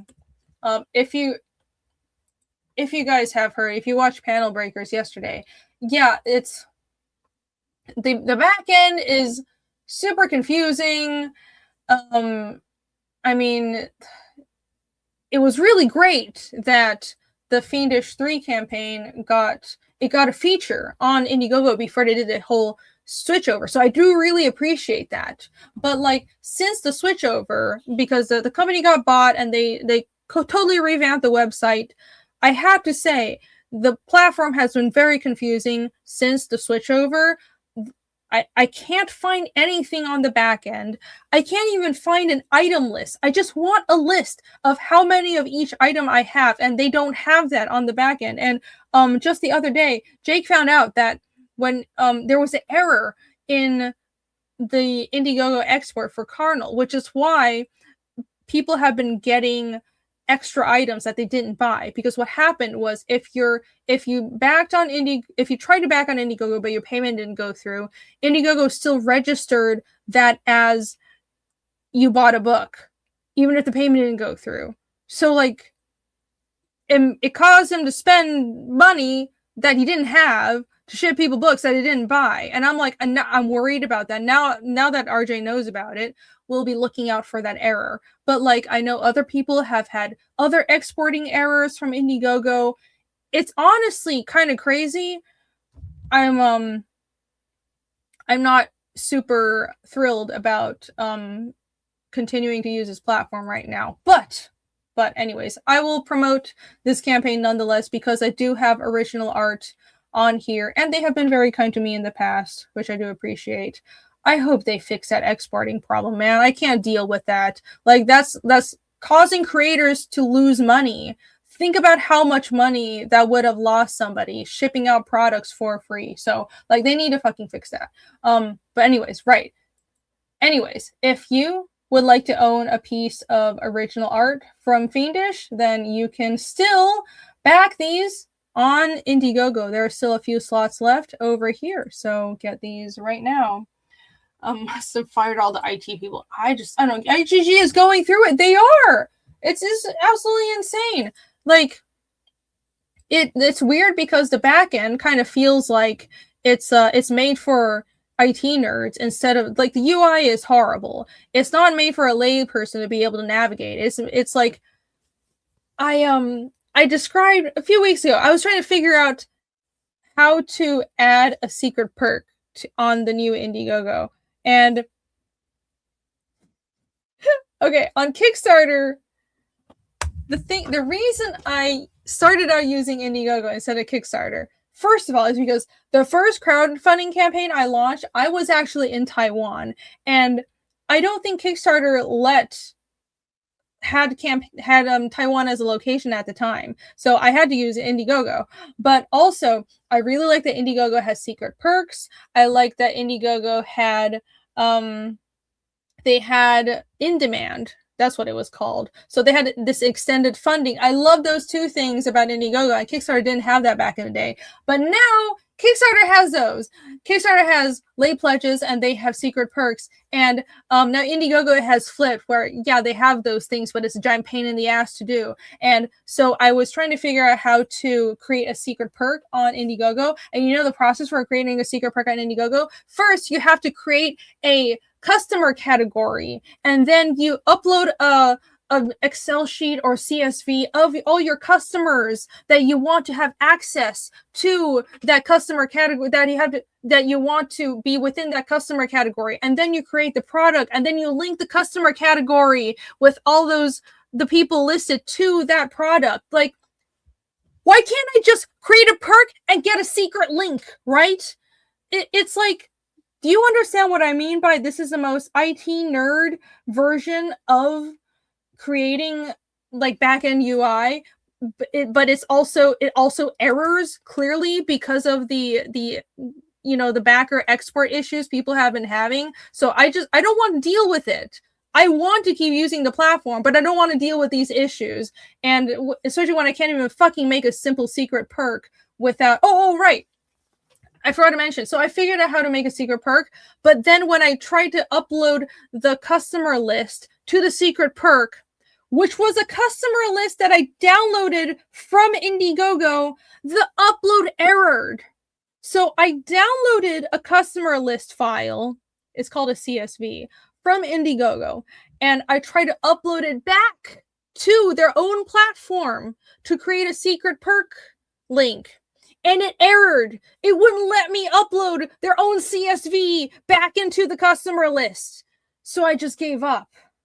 I was just done. And I don't want to try again. Yeah, there you go. That was probably really convoluted and nobody understood what I was saying. But, right. I don't know what's going on with the platform. But anyways, Fiendish 3 is still up on Indiegogo. Please back it if you are interested and if you want the original art. And also, it is available over on Kickstarter. Woo! And on the Kickstarter, you can get the Kyonaoki cover. This beautiful wraparound cover. It is the first wraparound cover for Fiendish ever by Kyonaoki. So if you there you go, that's what the cover will look like. So if you like how that looks and you want to own the first ever wraparound, back on the Kickstarter. And of course, there's also the auction for the 2025 Panel Breakers Heroes Con poster art. That was a mouthful, but it's up to 410 already. Thank you guys so much. You guys rock. And this will be up for another, I guess, 9.5 days. It'll be up through Heroes Con and it'll close Monday after next. That's when it'll close. So you got a little time to keep bidding, and let's see how much higher we can push this. Maybe I'll throw in some extra items if this reaches 500. Who knows? I like doing that with my auctions. I like throwing in extra little goodies if the main art piece reaches certain goals. It's like stretch goals for auctions. But yeah, right now the art is already going to come with the print. The number 42 print that is numbered from the 2025 stamp rally. So you get the original art and also the print. So these are the two items that you will be receiving if you win this auction right now. Okay. I think that's about it, guys. I think that's about it. I should rest. Or at least get back to... I don't know what I'm going to do. I don't know if I'm going to get back to drawing commissions or if I'm going to actually go to sleep. It's only 1 in the morning. I'll probably go back to drawing because I have commissions to finish. And I went outside today. I went outside, and hence I got the sunburn that I mentioned earlier, and therefore I didn't get as much drawing done as I wanted to. So maybe I'll get back to doing commissions now. Make a pizza. Oh no, I'm avoiding pizza. I need diet. I got so fat over this year. I'm avoiding pizza. I'm gonna eating yogurt, eggs, and just lettuce. That's what I'm gonna be eating for like the next 3 months. I'm gonna lose all this weight. Only what I am, entertain us, woman. Well, I mean, I offered to drink if people bid on the auction, and nobody was bidding, so yeah, I guess I just have to go now. I mean, there's no drinking that's going to be happening. I mean, I'm open to staying around and, you know, participating in the booze. But, welp, seems like that's not going to happen. Toasted Irene, I know. Sleep is essential to weight loss. There you go! Bancroft would know. He's been on this workout health streak as well, so he would know. Yeah, let's start the movement of comic artists actually being in shape, shall we? Oh my god, guys. My legs are so sore. I went on like 2 walks this week, and my legs are sore from walking. I'm such an atrophied, like, art gremlin. I'm sore all over. Like, I was moving boxes, and then I went on 2 walks. 2 long walks. And I'm like, oh, my feet are killing me. And I'm like, I've also realized I'm getting to the age where, like, picking up heavy boxes hurts my back. I'm like, you're such a fucking old woman. It's so horrible, guys. But yeah, it makes me want to get in shape, because then I'm like, wow, if I don't get in shape now, I'm never going to be in shape, right? So yeah, no pizza. No pizza for me. I'm going to eat well, and I'm going to go on walks, and I'm going to lift weights. Working kills the legs? You mean walking? Yes. My brother walked 20 miles a week or so. Oh my god, that's insane. Well, here's the thing. Like, I used to walk everywhere, because in Taiwan and most places in Asia, you walk everywhere. So, and I would bike to school in high school. So I used to be I would bike to school or walk like freaking 40 minutes to school, and I would play soccer. So I used to be more active than I am now. I just have to get back to it, right? Yeah, I just have to get back to it, because, you know, now that I don't have to be anywhere, I just sit at home drawing comics all the time. I'm just like, let's turn into a blob. Lettuce, yogurt, and eggs, yes. Remember when you were renovating the house?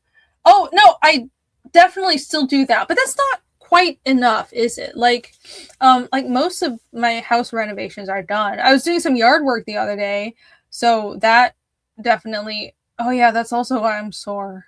Yeah.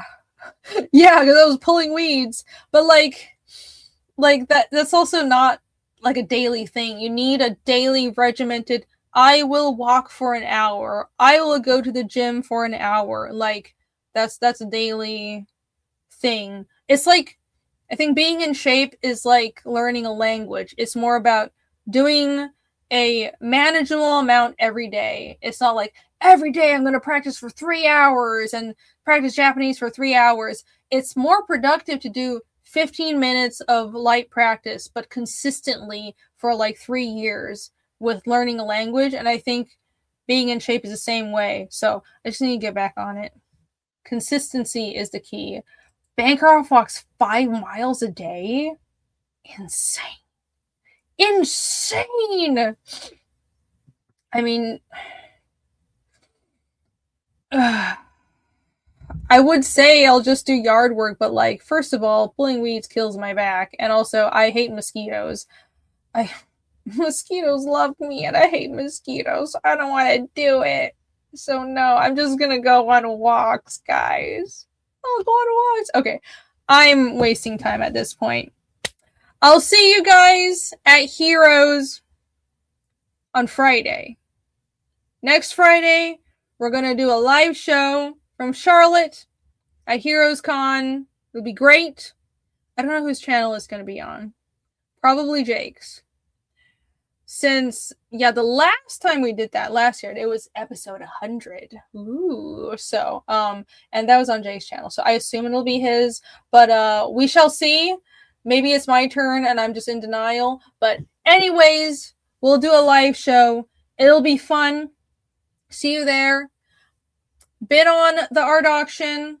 I have the link to my eBay in the description, and also back Fiendish and all the other books that I pulled up today. Oh, also back the Lucent. So shout out to Bancroft, who's in chat, who raided into this stream. So go to, is it the Lucent comic? Lucent comic.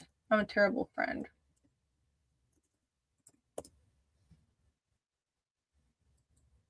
Let's see. The Lucent.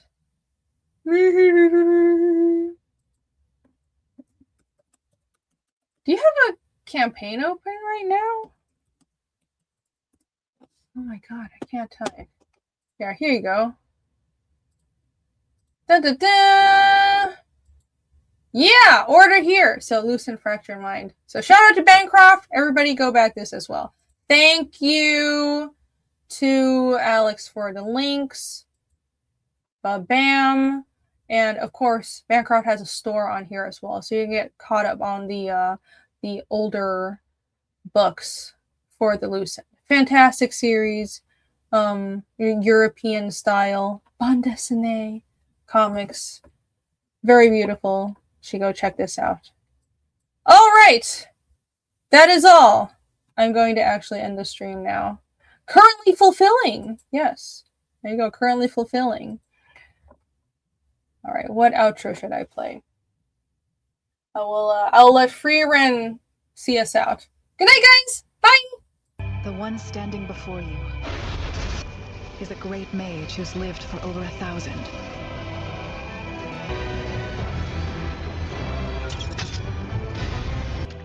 Ara